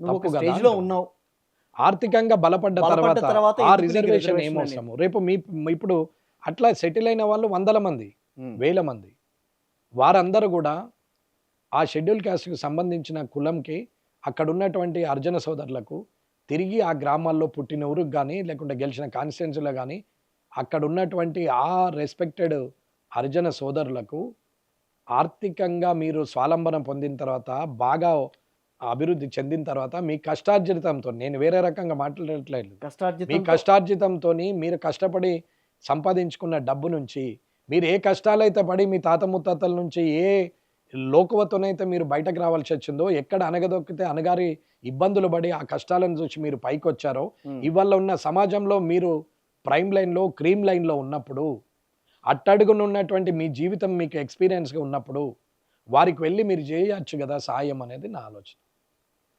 ఆర్థిక స్తోమత పెరిగిన తర్వాత రిజర్వేషన్ని అవైల్ చేసుకోవద్దని అంటున్నాను. ఇప్పుడు ఎమ్మెల్యేలు ఉన్నారు, మంత్రులు ఉన్నారు, రిజర్వేషన్స్ అవసరమా అని అంటున్నాను. నేనేమి తప్పుగా మాట్లాడట్లేదు. ఇప్పుడు మొన్నటికి మొన్న మా వివేక్ అన్న చాలా క్లోజ్ నాకు, నేను ఆయన అంటే గౌరవం నాకు, వివేక్ వెంకటస్వామి గారు. మొన్న ఆయన బాధపడుతూ కులం గురించి చెప్పుకొని బాధపడ్డాడు. కులం అవసరమా ఇప్పుడు మంత్రిగా? మీకున్న స్టేజ్, మీరు నాలాంటోళ్ళను 50,000 మందిని నడపచ్చు, నాలాంటోనే అంటున్నాం. ఇంకా మామూలు జనాన్ని ఎంతమందికి సర్వీస్ చేయలేరు అని నేను అనట్లేదు, సర్వీస్ చేయొచ్చు. కానీ ₹1 ఇచ్చినవాడు దానకర్ణుడే, 100 రూపాయలు ఇచ్చినోడు దానకర్ణుడే, 1,00,000 ఇచ్చినోడు దానకర్ణుడే. అంటే దానానికి ఇక అదే మనం అనుగుణం ఏం చేసుకోవాలనేది ఆలోచించుకోవాలి. మనమున్న స్టేజ్కి తగ్గట్టు మనం ఎంత సాయం చేయగలుగుతాం. అణగారినటువంటి ఆ హరిజన సోదరులకు, కుటుంబాలకు చదువుకోవడానికి గవర్నమెంట్ స్కూళ్ళు తప్ప ఆర్థిక స్తోమత లేక ప్రైవేట్ స్కూల్లో చదవలేక డ్రాప్ అవుట్ అవుతున్నారు అని చెప్తున్నా. వారికి ఏం సాయం చేస్తున్నాం మనం? వారికి 10th వరకు చదువుకుంటే మిడ్ డే మీల్స్ పెడుతున్నామని గొప్పగా చెప్పుకుంటున్నాం. మిడ్ డే మీల్స్ అన్నం పెట్టడానికి ఆ కన్న తల్లిదండ్రులు కనేటప్పుడు తెలియదా నేను అన్నం పెట్టాలి ఈ పిల్లలకని? అవును. ఆ తల్లి తండ్రి పెట్టుకోలేరా? పెట్టుకుంటారు, పెడతారు కదా. నువ్వు పెట్టే ఒక్క మధ్యాహ్న భోజనంతోనే మిగతా 2 పూటలు తల్లిదండ్రులే పెడుతున్నారు కదా. 2 పెట్టిన వాడికి 3వ పూట కష్టమా? కాదు కదా. కానీ వారికి అసలు కష్టం ఏంటి? అక్కడ స్కూల్లో ఉన్న ఇన్ఫ్రాస్ట్రక్చర్, చదివించటం. పిల్లల్ని అక్కడికి పంపిస్తే ₹1,00,000 జీతం ఉన్న టీచర్లు చెప్తున్న చదువు, కనీసం ఆ టీచర్లకు బాత్రూమ్ పోదామంటే రూములు ఉండవు, కూర్చుందామంటే కుర్చీ ఉండదు, పిల్లల్ని కూర్చుందామంటే టేబుల్ ఉండవు, గ్రాంటులేమో విపరీతంగా ఇస్తారు, పరేడ్ క్యాపిటల్ ఏమో పంపిస్తారు, డబ్బులు ఎటుపోతున్నాయో ఎవరికి తెలియదు. స్కూల్లో కరెంటే లేదురా నాయన అంటే నువ్వు కంప్యూటర్లు పంపిస్తావు. స్కూల్లో కాంపౌండ్ వాల్ లేదు, డోర్లకు సెక్యూరిటీ లేదు, నైట్ వాచ్మెన్ లేడు, అటెండర్ లేడు, స్వీపర్ లేడు, స్క్రావెంజర్ లేడు అని అంటుంటే నువ్వు టచ్ స్క్రీన్లు పంపిస్తావు. తెలుగు మీడియం ఉన్నదాన్ని ఇంగ్లీష్ మీడియం చేస్తారు. ఇంగ్లీష్ మీడియంలో చెప్పాల్సిన టీచర్లకు ఇంగ్లీష్ నేర్పే కోచింగ్ ఇచ్చే టైము తీసుకోకుండా ఇంగ్లీష్ మీడియం కన్వర్ట్ చేసేస్తారు. తెలుగు మీడియంలో ఉన్న టీచర్లు ఇంగ్లీష్ మీడియం అయినా ఇప్పుడు ఈ 15 ఏళ్లలో ఇంగ్లీష్ మీడియంలోనే చదువుకున్న పిల్లలు వచ్చారు కాబట్టి చేయొచ్చు. ఎప్పుడు తెలుగు మీడియంలో ఇంగ్లీష్ మీడియంలో మారినాయి? రైట్, చాలా ఇది అర్థం చేసుకోవాలి. అంటే ఇన్ఫ్రాస్ట్రక్చర్ అనేది ప్రైమరీ థింగ్, అది అవైలబిలిటీ లేకుండా ట్యూబులు ఉండయి, ఫ్యాన్లు ఉండయి, మెష్ డోర్లు ఉండయి, మెష్లు ఉండయి, ఈగలు వస్తాయి, దోమలు వస్తాయి. అందులో ఏమన్నా అంటే మీకు హాస్టల్ పెట్టలేమా? ఎస్టీ హాస్టల్ వెల్ఫేర్ ఉన్నాయి, బీసీ వెల్ఫేర్ ఉంది, ఎస్సీ వెల్ఫేర్ ఉంది, సోషల్ వెల్ఫేర్ ఉంది, ట్రైబల్ వెల్ఫేర్ ఉంది, అన్ని ఉన్నాయి అంటారు. గురుకుల పాఠశాలలు నేను కూడా వెళ్ళాను, కింద బండలు ఉండవు సరిగా, పడుకొంతందుకు సాపలు ఉంటాయి, ట్రంక్ పెట్టెలు వాళ్ళు తెచ్చుకునే ఉంటాయి. అవును. రాత్రి అవుతాయి, డోర్ తెరిస్తే పురుగులు వస్తాయి, డోర్లు మూసినా పురుగులు వస్తాయి, ఎందుకంటే పొక్కలు ఉంటాయి. తిందామనంటే మిడ్ డే మీల్ వడ్డనే చేయాలి. బాత్రూంలో పోదామనంటే 20 ఉంటే అందులో బేషన్ వలిగిపోయింది ఉంటుంది, బాత్రూమ్ మురిపోయింది ఉంటుంది, మురుగు పక్కకే ఉంటుంది, దాని మీద పందులు ఉంటాయి, అక్కడ అంత మురుగు వస్తుంది, మొత్తము రోగాలు వస్తాయి, పిల్లలు అనారోగ్య పాలవుతారు. ఏమన్నా అంటే ఈ సిస్టమ్ ని బాగు చేయటం ఎవరి వల్ల ఏమన్నా కావాలి? అంటే మళ్ళీ మేము హాస్టల్లో ఇస్తున్నాము, హాస్టళ్లలో ఇలా సన్న బియ్యం ఇస్తున్నాము. Right. ఇది రాజకీయ నాయకుల మాటలు. ఇది ఈ సిస్టమ్ ని బాగు చేయటం ఎవరి వల్ల కాదు? ఎందుకు కాదండి? రాజకీయ నాయకుడు మారితే ఎందుకు కాదు, లేదా ప్రజలు పూర్తిగా మారితే ఎందుకు కాదు? ఎందుకు కాదండి? ఇవన్నీ అవుతాయి. Possibility is there, everything is possible. ఇవాళ ఇప్పటికీ మనం మనం మనం ఇంత అనుభవిస్తున్న ఈ అభివృద్ధి లైఫ్ చెందామని అనుకున్నారా? అనుకుంటున్నాం కదా, మనం మీరు ఇంత మీరు అభివృద్ధి- మీరు చదువుకున్నప్పుడు ఇవాళ ఈ పరిస్థితుల్లో డిజిటల్ ప్లాట్ఫామ్ లో ఉంటామని మీరు ఎక్స్పెక్ట్ చేశారా? లేదు. So everything is possible. Um. ఇప్పుడు కూడా మహా కాదు, possibility. మనం ఇంత అభివృద్ధి చెందామని అనుకుంటున్నాం కదా, ఇలాంటి బొక్కలన్నీ కూడా మనం ఎందుకు పూడ్చుకోలేకపోతున్నాం? ఎందుకు పూడ్చుకోలేకపోతున్నాం? అదే ఆలోచించమంటున్నా రాజకీయ నాయకుల్ని, మీడియాని, బ్యూరోక్రాట్లని ప్రశ్నిస్తున్నా. నేను కూడా, నేను మిమ్మల్ని కూడా ప్రశ్నిస్తున్నాను. Yes. Media is the most important. కానీ ఏమవుతున్నది? ఇవాళ హాస్టల్లో అట్లా ఉన్నాయి, స్కూళ్ళల్లో ఇట్లా 10th అయ్యేసరికి డ్రాప్ అవుట్ అయిపోతున్నారు, ఇంటర్మీడియట్కి పోయేసరికి జూనియర్ కాలేజీలలో పోతే మళ్ళీ కాలేజీల పరిస్థితి అదే. లెక్చరర్లని అపాయింట్మెంట్ చేస్తారంటే కాంట్రాక్ట్ ఎంప్లాయీస్ అని ఆయనతో కాంట్రాక్ట్ లెక్చర్లను తీసుకుంటారు. కాంట్రాక్ట్ లెక్చరర్లు 20 ఏళ్ళ నుంచి చేసినాక ఇప్పుడు మిమ్మల్ని తీసేస్తున్నాం, మేము న్యూ అపాయింట్మెంట్ చేస్తున్నాం, జేఎల్ అని పెడుతున్నాం అని జూనియర్ లెక్చర్లు. అంటే రాజకీయ చదరంగంలో మీరు ఆటలకు అప్పుడున్న విద్యార్థి 20 ఏళ్ళు ఉద్యోగం చేసినాక కాంట్రాక్ట్ ఎంప్లాయ్ ఇప్పుడు పోయి రోడ్డు మీద ఉండాలి. పిల్లలు, భార్య ఎటుపోతారు? ఏం ఆలోచిస్తున్నారు? కాంట్రాక్ట్ అనే పదము తీసుకున్నప్పుడు 50 ఏళ్ళకి ఎట్లుంటుంది అనేది ఆలోచించాలి కదా. ఇవాళ కాంట్రాక్ట్ ఎంప్లాయీని ఎట్లా తీసుకుంటారు? థర్డ్ పార్టీ కింద ఎట్లా తీసుకుంటారు? తీసుకుంటే వాళ్ళ జీవితాలు ఏంటి? ప్రభుత్వం పర్మనెంట్ కాదు కదా, ఇదేం చైనా కాదు కదా ఒక్కడే ఉండడానికి, ఇదేం అరబ్ కంట్రీస్ కాదు కదా కింగ్డమ్ కావడానికి. ప్రజాస్వామ్యంలో రాజకీయ మార్పులు జరిగినప్పుడు, ప్రభుత్వాలు మారుతున్నప్పుడు, మారిన పరిస్థితులకు అనుగుణంగా, వాతావరణానికి అనుగుణంగా అప్పటి రాజకీయ నాయకుడి తెలివితేటల ఆధారంగా మూర్ఖులైతే ఒక రకంగా, మంచి వాళ్ళైతే ఒక రకంగా నిర్ణయాలు తీసుకుంటారు. మరి ఇది ఎన్ని రోజులు కంటిన్యూ అవుతుంది అనేది ఒక ఆలోచన చేయాల్సిన బాధ్యత లేదా రాజకీయ నాయకుడికి? పదవిలో ఉన్నవాడికి లేదా? ఉంది కదా. ఆలోచించాల్సిన బాధ్యత ఉందా? నిజంగా మీరు ఇంత చెప్తున్నప్పుడు రాజకీయ నాయకుల్లో తేడా వస్తుందా? రావాలనేది కదా మాట్లాడేది. ఇవాళ నేను ఈ రిజర్వేషన్ వద్దని అంటారా? రిజర్వేషన్ ఆర్థిక సమానతను తీసుకొనే చెయ్యాలి అని అంటున్నాను. డబ్బున్న వాళ్ళు, అంబేద్కర్ గారు ఒక మాట చెప్పారు, 10 ఏళ్ళ తర్వాత కూడా ఒక మాట చెప్పిండు, రిజర్వేషన్ అవైల్మెంట్ ఎక్స్టెండ్ చేసినాక ఒకవేళ ఆ పరిస్థితులను బట్టి 10 ఏళ్ళు సరిపోక మళ్ళీ ఇంత పొడిగించాలని అనుకుంటే, ఒకసారి రిజర్వేషన్ ఇది అంబేద్కర్ గారి మాటలే చెప్తున్నా, ఒకసారి రిజర్వేషన్ అనుకుంటే, ఒకవేళ రిజర్వేషన్ అవైల్మెంట్ చేసుకున్నటువంటి కుటుంబం ఆర్థికంగా అభివృద్ధి చెందితే మళ్ళీ రిజర్వేషన్ అవైల్మెంట్ చేసుకోవద్దు అని అన్నాడు ఆయన. ఆయన రాయలేదు, అన్నాడు, అభిప్రాయం చెప్పిండు. కానీ ఇక్కడ కానీ ఆర్థికంగా ఇవాళ ఉంటారు కదా, ఎంత కాదనుకున్నా ఆర్థికంగా వెనుకబడిన వారు ఉంటారు కదా అన్న. ఒక మాట సూటిగా చెప్పనా? చెప్పండి. ఇప్పుడు ఎస్సీ రిజర్వేషన్ లో రాజకీయ నాయకులు ఉన్నారు, బీసీ రిజర్వేషన్ లో రాజకీయ నాయకులు ఉన్నారు, ఓపెన్ కాంపిటీషన్ లో అందరు ఉన్నారు. ఓపెన్ కాంపిటీషన్ లో ఎవడి శక్తి వాడు, అదే తర్వాత విషయం. ఇప్పుడు అదే రిజర్వేషన్ అయిన కాన్స్టిట్యున్సీలో ఎవరు పోటీ చేస్తున్నారన్న? కొత్తడు వచ్చి పోటీ చేస్తున్నా, పాతోడు చేస్తారు. అంటే ఇంకెక్కడ సమానతన? అంటే రిజర్వేషన్ ఎప్పుడు నీ ఒక్కడికేనా? పక్కోడికి లేదా? నీ కులానికి లేదా? నీ సెక్టార్కి లేదా? నీకేనా రిజర్వేషన్? వేరేళ్ళకి లేదా? కులాల ప్రాతిపదికన రిజర్వేషన్లు ఇచ్చుకుంటూ ఎన్నాళ్ళు వెళ్తాం? ఇవ్వాల్సిన అవసరం ఏముంది? నేనేమంటున్నానంటే ఆర్థిక సమానతను చూడమంటున్నాను. ఒక ఎగ్జాంపుల్ చెప్తాను. ఆర్థిక సమానత్వం అంటే షెడ్యూల్ కాస్ట్ వాళ్ళకి ఈడబ్ల్యూసీ ఇస్తున్నారుగా. ఈడబ్ల్యూసీ ఓన్లీ ఫార్వర్డ్ క్లాస్ వాళ్ళకే చెందుతున్నది. అవును. నేను అనేది ఆర్థిక సమానత ఆల్ క్యాస్ట్స్. రైట్. నేను ఒక ఆర్థిక సమానత, I'm not speaking about forward class. అందరూ గమనించాల్సింది ఏంటంటే, ఓసీ అంటే ఫార్వర్డ్ క్లాస్ అనుకుంటున్నారు. అవును. ఓసీ అంటే other caste or open competition, దాంట్లో అందరూ వస్తారు. రిజర్వేషన్ లో నువ్వు ఎలిజిబుల్ అయితే రిజర్వేషన్ లో ఎలిజిబుల్ కాకపోతే ఓపెన్ కాంపిటీషన్ లో కూడా ఎలిజిబుల్ కావచ్చు. దానికి ఏం క్యాస్ట్లు ఎక్కడ ఏం లేదే. ఫార్వర్డ్ క్లాస్ అంటేనే అగ్రవర్ణాలు, అంతే తప్ప ఓసీలు అంటే అగ్రవర్ణాలు. చాలా మంది ఏం మాట్లాడతారు, ఓసీలు కాదు, వాళ్ళు ఫార్వర్డ్ క్లాస్. నేను అనేది నేను మొన్న టీవీలో కూడా చెప్పిన, జన్మియడం తల్లిదండ్రుల ధర్మం, ప్రకృతి ధర్మం. కానీ జన్మియడం తల్లిదండ్రుల బాధ్యత, అది జన్మించడం అనేది ప్రకృతి ధర్మం, అది ఏ కులంలో పుట్టాలను దైవాధీనం అని చెప్తున్నాను. కరెక్ట్, అది నో డౌట్ దాంట్లో. ఇవాళ సంసారం అనేది ప్రకృతి ధర్మం, అది అంతే, జీవికి ప్రకృతి ధర్మం. అది తల్లిదండ్రులు అనేటోళ్ళు జన్మనిస్తారు, అవును. కులం అనేది దైవం నిర్ణయిస్తుంది అంటున్నా. ఎవరు ఒక్కొక్క కులానికి ఒక్కొక్క దేవత ఉన్నది, ఒక్కొక్క మతానికి ఒక్కొక్క దేవుడు ఉన్నాడు. ఇందులో ఎవరికి దేవుడు లేని వాళ్ళు లేరు, ఎవరికి దేవత లేని వాళ్ళు లేరు. రైట్. ఓవరాల్ గా మార్పు ఎప్పుడు వస్తుందని అంటారు? మార్పు ఎప్పుడు వస్తుంది అంటే, ఇది ఆలోచించిన రోజు, చదువుకున్న వాళ్ళు ఆలోచించిన రోజు, ఆర్థికంగా స్వాలంబరం పొందిన వాళ్ళు ఆలోచించిన రోజు, ఆర్థిక ఇంకా ఇబ్బందులు ఉన్న వాళ్ళకు సాయం చేయాలనే ఆలోచన వచ్చినప్పుడు ఈ స్కీములు, ఈ ఆలోచనలు, రాజకీయ ఎత్తుగడలు అన్నీ మారుతాయి. అవకాశం ఉంది. ఇప్పుడు మీకు ఒక ఎగ్జామ్ 100% ఉంది. ఒక వరంగల్లో ఒక ఎస్సీ అబ్బాయి షెడ్యూల్ కాస్ట్లో సివిల్స్ కొట్టారు. ఇప్పుడు వేరే క్యాడర్లో వేరే రాష్ట్రంలో పనిచేస్తున్నారు. పేరు అవసరం లేదు, పేరుతో సహా కావాలి, క్యాడర్తో సహా ఇప్పుడు ఎక్కడ పనిచేస్తుండ అంటే కూడా నేను చెప్పగలుగుతా. కానీ అది ఆయన పర్సనల్ కాబట్టి ఆయనను పేరును పర్మిషన్ తీసుకోకుండా మాట్లాడద్దు కాబట్టి చెప్తున్నా.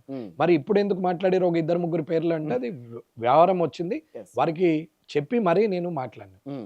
వారికి చెప్పినాం, క్షమించండి అని చెప్పి చెప్తున్నాం. తీసుకోవాల్సి వచ్చింది ఎందుకు అని అంటే అర్థం కావాలి అని నేను చెప్పినాం. ఇక్కడ ఆయన రిజర్వేషన్లో సివిల్స్ కొట్టాడు, వచ్చేది ఆయనకు, సెలెక్ట్ అయ్యాడు సివిల్స్లో రిజర్వేషన్లో.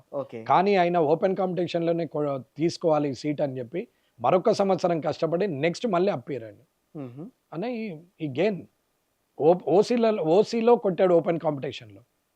అటువంటి గొప్ప వాళ్ళు కూడా షెడ్యూల్ క్యాస్ట్లో ఉన్నారు. అట్లా నేను ఒక 20 మందిని చూపెడతాను, అట్లాంటి కేటగిరీ ఐడియాలజీ ఉన్న వాళ్ళను 20 మందిని చూపిస్తాను. మరి అతనే స్వార్థపరుడు అయితే ఆయన రిజర్వేషన్లో ఆయనకు వచ్చినప్పుడు వెళ్ళిపోవచ్చు కదా. నేను ఎందుకు కాంపిటేటర్గా కొట్టలేను, నాకు రిజర్వేషన్ కన్నా నేను కాంపిటేటర్ కొడతా. ఓసీలో ఆయన వచ్చిండు కాబట్టి రిజర్వేషన్లో ఆయన వెనుకైనకు అవకాశం వచ్చిందా లేదా? ఇక్కడ ఇలా ఆలోచించిండు కాబట్టి అతని వెనకాల ఉన్నటువంటి పర్సన్ ఎవరైతే సివిల్స్లో ఉన్నాడో ఆయనకు రిజర్వేషన్లో వచ్చినట్టే కదా.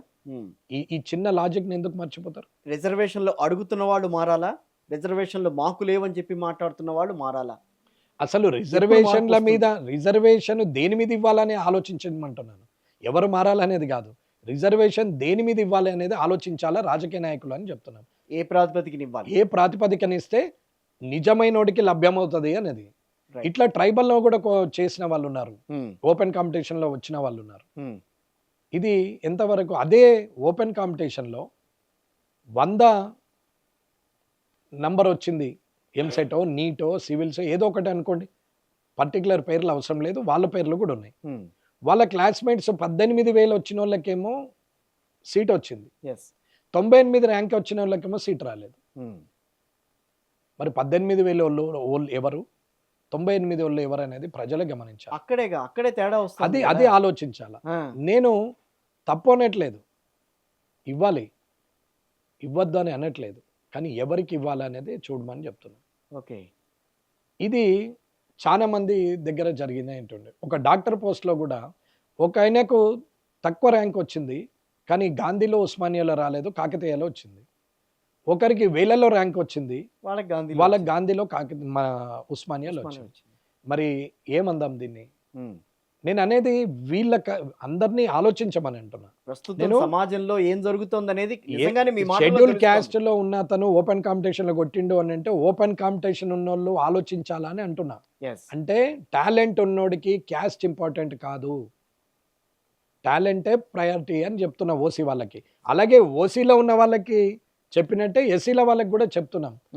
ఓపెన్ లో కొట్టినటువంటి అతను ఇవాళ కలెక్టర్ అయితే అతను వెనకరనే ఉన్నటువంటి షెడ్యూల్ క్యాస్ట్ రిజర్వేషన్ కోటాలో ఆయన వదిలేసుకున్న సీటు ఆయన ఎన్నుకున్న ఆయనకు వచ్చిందా రాలేదా అనేది నేను అంటున్నాను. భారతీయ సమాజంలో రాజ్యాంగంలో ఏది పొందుపరచబడితే దాని ప్రకారమే వెళ్ళాలి, దాన్ని రాజకీయ నాయకులు దాన్ని ఫాలో అవుతూ ఉంటారు. ఈ రోజున ఈ రిజర్వేషన్లు వద్దు అని చెప్పి రాజకీయ నాయకులు అనుకుంటేనేగా ఏదన్నా జరగాల్సింది. ఇవాళ టాలెంట్ ఉన్నవాడికే తెలంగాణ ఫ్రీడమ్, ఇవాళ భారతదేశానికి స్వాతంత్రం వచ్చింది అంటే ప్రజలు కోరుకుంటూ వచ్చింది, నాయకులు కోరుకుంటూ రాలే, గాంధీ గారు కోరుకుంటారు. కానీ ఏ సంస్కరణలు తీసుకురావాలన్నా రాజకీయ నాయకులు చేస్తేనేగా. ఎక్కడైతే ప్రజల్లో ఉద్యమం వస్తుందో ఆ ఉద్యమం వచ్చినప్పుడు రాజకీయ నాయకులు ఇష్టమున్నా లేకున్నా సచ్చినట్టు చేయాల్సిందే. తెలంగాణ కావాలని కోరింది కేసీఆర్ గారు కాదు, 78లోనే మొదలైంది. అప్పుడే చాలా మంది చనిపోయారు, ఆత్మార్పణ జరిగింది. ఒక సంవత్సరము ఏది చదువుకోవడం కూడా విద్యార్థులు కూడా నష్టపోయిన సందర్భాలు ఉన్నాయి. 1 year ఎడ్యుకేషనే లేకుండా పోయింది. ప్రజల్లో ఉద్యమం వచ్చింది కాబట్టి తెలంగాణ వచ్చింది. కేసీఆర్ గారు నడిపితే తెలంగాణ రాలేదు, కానీ దానికి సారథ్యం వహించి ముందున్నాడు కాబట్టి ఆయన కేసీఆర్ అయిండు. ప్రజల్లో ఉద్యమం రాకపోతే కాదు. నాయకుడు ఎప్పుడైతాడు? వెనక 100 మంది ఉంటే ముందటున్నాడు నాయకుడు అవుతాడు. వెనక 100 లేకపోతే నాయకుడు అని అంటారా? ఒంటరి అంటారా? ఒంటరనే అంటారు. 100కి ఎప్పుడు విలువ, 1కి ఎప్పుడు విలువ? అసలు సంఖ్యకు అంకెకు ఉన్న తేడా తెలుసా అండి? సంఖ్యకు అంకెకు ఉన్న తేడా అంటే ఒక 4 4 3 4 2 కలిస్తే సంఖ్య. కానీ అంకె అంటే ఒకటే. 1 2 3 4 5 6 7 8 9 ఇవి అంకెలు. ఓకే. ఈ 1 పక్కకి ఎన్ని చేరితే అన్ని సంఖ్యలు. 1 పక్కకు 10 ఒక 0 చేరితే 10. 2 చేరితే 100. 9 పక్కకు ఒక 0 చేరితే 90. 9 పక్కకు 2 సున్నాలు చేరితే 900. అసలు సున్నాలు అనేదే లేకపోతే జీరో ఏముంది? మరి రాజకీయ నాయకులు వీళ్ళు ఏం చేస్తారండి? అవే వాళ్ళే ప్రజలు. ఓకే. నీ బలం, ఆ అంకెకు ఉన్న బలం పక్కన చేరిన ఈ సంఖ్యగా మార్చినటువంటి సున్నాలకున్న విలువ, అది ప్రజలు. నేను పెద్ద లీడర్ని అనుకుంటే కాదు, నా వెనకాల ఎంతమంది ఉన్నారో, నన్ను ఎవరు ఎంతమంది మెచ్చుకుంటారు అని అన్నప్పుడు అది లీడర్షిప్. లీడర్ అనేవాడు ఎప్పుడు కూడా నలుగురి సంక్షేమం కోరాలి, నలుగురికి మంచి చేయాలి తప్ప ఈ నలుగురి మధ్యన చిచ్చు పెట్టి లాభాన్ని తీసుకోకూడదు. అది రాజకీయం కాదు, అది దానికి పదం లేదు, అది తప్పు అంటున్నా. ఇలాగే పోతా ఉంటే 100 కోట్లు 200 కోట్లు ఓటుకు 5,000 10,000 అని పుకారు చేస్తున్నారే, ఎంతమంది ప్రజలకు పంచిరండి? ఏ రాజకీయ నాయకుడు పంచిండు? ఆయన చెప్పిన దాన్ని లెక్కలు చూపెట్టమనండి. రాజకీయంగా ఎలక్షన్ ఖర్చు ఇంత అని అంటారు కదా, అవును, చెప్పమనండి లెక్కలు చూపెట్టమని. ఖర్చు నేను పెట్టారని చూపెడతాను, నేను లెక్క మాట్లాడతారు చూపెడతా. ఆ లెక్క ఎలక్షన్ కమిషన్కి ఇచ్చే లెక్క కాదు. ఎలక్షన్ కమిషన్ వాళ్ళు కూడా ఈ మీడియా చూస్తే, ఈ ఇంటర్వ్యూ చూస్తే, కూడా వాళ్ళకు కూడా అర్థమవుతుంది. వాళ్ళకి చూపే ఖర్చు నిజందో అబద్ధందో వాళ్ళకు కూడా తెలుసు. కలెక్టర్కి తెలియదా? ఎంఆర్ఓకి తెలియదా? ఆర్డీఓకి తెలియదా? అందరికీ తెలుసు. కానీ అది కాదు కదా, దాన్ని ప్రజలను ఎందుకు బదనాం చేస్తున్నారు రాజకీయ నాయకులు కలిసి? ఇది ఒక దందలాగా మారిపోయింది. రాజకీయం అనేది ఒక వ్యాపారంగా మారిపోయింది. పచ్చిగా చెప్పాలంటే దందగా మారిపోయింది. అది కాదు, ప్రజల పక్షాన్ని నిలబడమంటున్నాం. కలిసి ఉన్నటువంటి గ్రామాల్లో, కలిసి ఉన్నటువంటి కులాల్లో, కలిసి ఉన్నటువంటి మతాల్లో నీవు ఏలు పెట్టి చిచ్చు పెట్టి వాళ్ళ గొడవలు రేపుతా ఉంటే, కుల పిచ్చున్నోడు, రాజకీయ పిచ్చున్నోడు పిచ్చి పిచ్చిగా వాగుతున్నాడు. కానీ వాళ్ళు ఒక్కరు, వీళ్ళు 100, అమాయకులు బలయ్యేటోళ్ళు 100, మాట్లాడేటోళ్ళు 1. ఏది కరెక్టు? నన్ను కూడా తిడుతున్నారు, నాకేం బాధ లేదు, నేను తప్పు మాట్లాడలేదు. నేను అందరినీ మెచ్చుకుంటూ నేను చెప్తున్నాను కదా, ఏ దానికి ఎవరికి ఇవ్వాలని. ఇవాళ ఒక కలెక్టరు అయిన తర్వాత కూడా రిజర్వేషన్ వాడి, ఒక మంత్రి అయినాక కూడా రిజర్వేషన్ వాడి, ఒక కోటీశ్వరుడు అయినాక కూడా రిజర్వేషన్ వాడి, ఒక మల్టీ మిలియనర్ అయినాక కూడా రిజర్వేషన్ వాడితే అసలు నువ్వేం చేస్తున్నావు? బీజేపీ గురించి మాట్లాడుకుందాం కాసేపు. జూబ్లీ హిల్స్ నియోజకవర్గానికి సంబంధించి టికెట్ ఎందుకు అంత లేట్ అయింది అన్న? నేను అంత రాష్ట్ర స్థాయి నాయకుని కాదు, నేనేమి రాష్ట్ర స్థాయిలో నేను ఎప్పుడు కూడా ఇన్వాల్వ్ కాలేదు. ఇన్వాల్వ్ అయినప్పుడు అన్ని మాట్లాడొచ్చు, కానీ అక్కడ ఎందుకు లేట్ అయింది అనేది, ఏమైంది అనేది కూడా నేను ఎప్పుడు పార్టీ ఆఫీస్లో మాట్లాడిన సందర్భం లేదు, దాంట్లో ఇన్వాల్వ్ కాలేదు. సో అది రాష్ట్ర నాయకులకు, రాష్ట్ర పెద్దలకు వారికి అవగాహన ఉంటుంది, కానీ నాకు దాని గురించి ఐడియా లేదు. రైట్. అంటే బీజేపీలో జరుగుతున్న రాజకీయం గురించి మీరు మాట్లాడనని అంటున్నారు, కానీ ఒకానొక సందర్భంలో బీజేపీ అధ్యక్షుడు రామచంద్రరావు గారి మీద మీరు ఒకసారి ఫైర్ అయ్యారు ఒక సందర్భంలో. నేను ఎప్పుడు ఫైర్ కాలేదు, ఫైర్ ఎప్పుడు కాలేదు, టీవీలు కల్పించిన మాట అది. అంటే క్షేత్రస్థాయిలో పార్టీ పరిస్థితి చాలా అధ్వానంగా ఉంది, మీరు ఎప్పుడైనా గమనించారా? అది పార్టీ ఇంటర్నల్ మ్యాటర్లో మాట్లాడిన మాటలు ఎవరో లీకేజ్ ఇస్తే అది ప్రెస్ వాళ్ళు వేసుకునేదే తప్ప, మీరు ఆ మీడియాలో చూడండి, నా ఫోటో లేదు, నేను ఎక్కడ ఏ ప్రెస్ అతనికి కూడా కనపడలేదు. నేను 8:30కి మీటింగ్ అన్నారు, నేను 8:29కి ఆఫీస్లో అడుగుపెట్టినా. మీ ప్రెస్ వాళ్ళు ఒక్కళ్ళు లేరు, ఒక్కరు కూడా అడలేరు. నేను పైకి వెళ్ళిపోయినా, నేను వచ్చింది కూడా వాళ్ళకి తెలియదు. నేను బయటకు వచ్చినప్పుడు 12:15 అవుతున్నది, కిందికి వచ్చినప్పుడు ప్రెస్ వాళ్ళు ఎవరు లేరు, కానీ ఉన్నారు, లాబీలో లేరు, అందులో మీడియా హాల్లో ఉన్నారు. నేను డైరెక్ట్ వచ్చి బండి ఎక్కి వెళ్ళిపోయినా. ఓకే. నేను కామారెడ్డి చేరేలోపే ఇది మీడియాలో వస్తూనే ఉన్నది. అందుకని నేను అన్నాను. ఎవరో లీక్ ఇచ్చిర్రు. Right. సో నా ఫోటోనే లేకుండా Hmm. నేను వచ్చిన మీరు మీటింగ్ లేదా మాట్లాడిన అనేది కూడా బయటే తెలియదు. లేకుండా బయట లేకుండా పెట్టేసారు. Right. సరే పెడితే పెట్టారు, దాంట్లో ఏముంది. దాన్ని మీరు ఇప్పుడు వెంకటరమణారెడ్డి వరదలలో లేడు అన్నారు. అవును. నేను లేకుండా పోతానా? Hmm. అక్కడ ఉన్న జనానికి తెలుసు కదా. అవును. మీరు ఉన్నారు అని అంటారు, అయితే నేను ఫారెన్ లో ఉన్నట్టేనా? Hmm. అది కాదు కదా. ఏది నిజమో అది మెల్లగా బయటకు వస్తుంది. వరదలు అన్నారు కాబట్టి కామారెడ్డిలో వరదలు వచ్చినప్పుడు ఒక రకంగా బీభత్సమే ఆ రోజు వరదలు అని అంటే. సో మీ సహాయం ఎంతవరకు వెళ్ళింది? నేను అక్కడే ఉన్నాను, ప్రాక్టికల్గా ఉన్నాము. చెర్లు దిగుతున్నాయేమో అని అక్కడ ఇక్కడ అధికారులతో మాట్లాడుతూ చెర్లను చూసుకుంటూ మండలాల్లో పోయినాము. ఎక్కడైతే ప్రజలు ఇరుక్కపోయారో అక్కడికి కూడా వెళ్ళినాము. రోడ్డు తెగిపోయినాయి, బ్రిడ్జులు తెగిపోతూ ఉంటే అక్కడ నుంచి డైవర్షన్ తీసుకున్నాం. మళ్ళీ ఊర్లకు కామారెడ్డి కూడా అక్కడే ఉన్నాము. రాత్రి 11 వరకు ఉన్నాం. కానీ నాకు ఈ మీడియా షోకు మీ నియోజకవర్గానికి సంబంధించి మీరు అనుకున్నది మీరు ఇప్పటి వరకు అభివృద్ధి కార్యక్రమాలు చేయగలుగుతున్నారా, చేశారా అని అంటే ఏం చెప్తారు? రాష్ట్రంలో ఉన్న ఆర్థిక స్తోమత డైరెక్ట్గా ముఖ్యమంత్రి గారు ఏం లేదు, అప్పులు ఉన్నాయని అంటున్నాడు. మాకైతే ఇప్పటికీ ఏసీడీపీ ఇవ్వలేదు, ఏం లేదు, ఏ ఫండ్స్ రాలేవు. ఎన్ఆర్ఈజీఎస్ వచ్చినాయి, రోడ్లు సీసీ రోడ్లు అవన్నీ వేసాము. 30-40 కోట్ల వరకు సీసీ రోడ్లు అవి ఇవి చిన్న చిన్నగా నడుస్తున్నాయి. అప్పుడు కేసీఆర్ గారు పోటీ చేసేప్పుడు ఒక 100 కోట్లతోని ఒక వాటర్ పైప్ లైన్ శాంక్షన్ ఇచ్చిండు, ఆ వర్కులు నడుస్తున్నాయి. ఓకే. అమృత స్కీమ్ కింద ఒక 90 కోట్లది సెంట్రల్ గవర్నమెంట్ ఇచ్చింది, ఆ స్కీములు నడుస్తున్నాయి. ఇప్పుడు నేనే పైప్ లైన్ వేపిస్తున్నాను చెప్పొచ్చు, కేసీఆర్ గారి పేరు తీయాల్సిన అవసరం లేదు. కానీ వాళ్ళిద్దరిని గెలిపించి మిమ్మల్ని జాయింట్ కిల్లర్ గా మీరు మిమ్మల్ని మాట్లాడినప్పుడు మీరు ఆ నియోజకవర్గానికి ఇన్ని చేస్తారు అని చెప్పి మీ మీద కొంత ఆశ అనేది ఉంటుంది కదా. ఆశ మనిషి మనకు ఆపత్లో కూడా దగ్గరుంటే సరిపోయాని అనుకున్నారే తప్ప నేను ఎక్కడా వాగ్దానాలు ఇవ్వలేదండి. నేను ఫ్లైఓవర్లు కట్టిస్తా, రోడ్లు వేపిస్తా, ఇట్లా చేస్తా, అట్లా చేస్తా, మండలానికి కాలేజ్ చేస్తా, మీ ఊర్లో స్కూల్ ఇట్లా చేస్తా, ఏది చేయలేదు. నాతో అయింది నేను చేస్తా. కానీ నా సొంతంగా ఉచిత వైద్యం విద్య అందిస్తా 150 కోట్లతోని నేను అది ప్రాజెక్ట్ చేస్తా అని మాట ఇచ్చింది నిజం, చేయడానికి కూడా నేను రెడీగా ఉన్నా. దానికి సంబంధించి నిధులు అయితే మీకు రావాల్సిన అవసరం నిధులు నేను ఏదైనా తిప్పలు పడతాము, అమ్ముకుంటాము, ఇంకొకరిని దానం అడుక్కుంటాము, ఇంకోటి కాళ్ళు పట్టుకుంటా, గద పట్టుకుంటా, ఎన్ఆర్ఐస్ని వేడుకుంటా, ఆ ఊర్లలో చదువుకొని ఉన్నత స్థితిలో ఉన్న వాళ్ళని అడుక్కుంటా, అది నా హెడేక్. అది దాన్ని నేను ఏం చేస్తా అనేది అవసరం లేదు. ఉచిత విద్యా వైద్యం ఇవ్వాలి అనేది నా కాన్సెప్ట్. ఒక కాన్స్టిట్యున్సీలో రోల్ మోడల్గా తయారైతే దాన్ని రాష్ట్రంగా దేశవ్యాప్తంగా కూడా ఉచిత వైద్యం విద్య తీసుకోవాలనేదే నా కాన్సెప్ట్. నేను మోడీ గారికి కూడా నేను రిప్రజెంటేషన్ చేస్తాను. మీ మీడియా ఇంతకుముందు మీడియాలో కూడా చెప్పిన, ఇప్పుడు కూడా చెప్తాను. రైట్. మీ నియోజకవర్గానికి సంబంధించి ఒక వ్యక్తి మీతో మాట్లాడదాం అనుకుంటున్నారు, ఒకసారి ఆయనతో మాట్లాడిస్తాను. మాట్లాడండి. మీ పేరేంటండి? చెప్పండి సార్. చెప్పండి. నాతో మీ మీ కామారెడ్డి నియోజకవర్గానికి సంబంధించి మీ ఎమ్మెల్యే గారు ఉన్నారు. సో మీకు ఎట్లా ఉంది అక్కడ పరిస్థితి అంటే ఏం చెప్తారు? రమణన్న గారా? రమణన్న గారండి. రమణారెడ్డి గారు. అన్న నేను అయితే ఆయన ఎమ్మెల్యేగా అయినాక కామారెడ్డి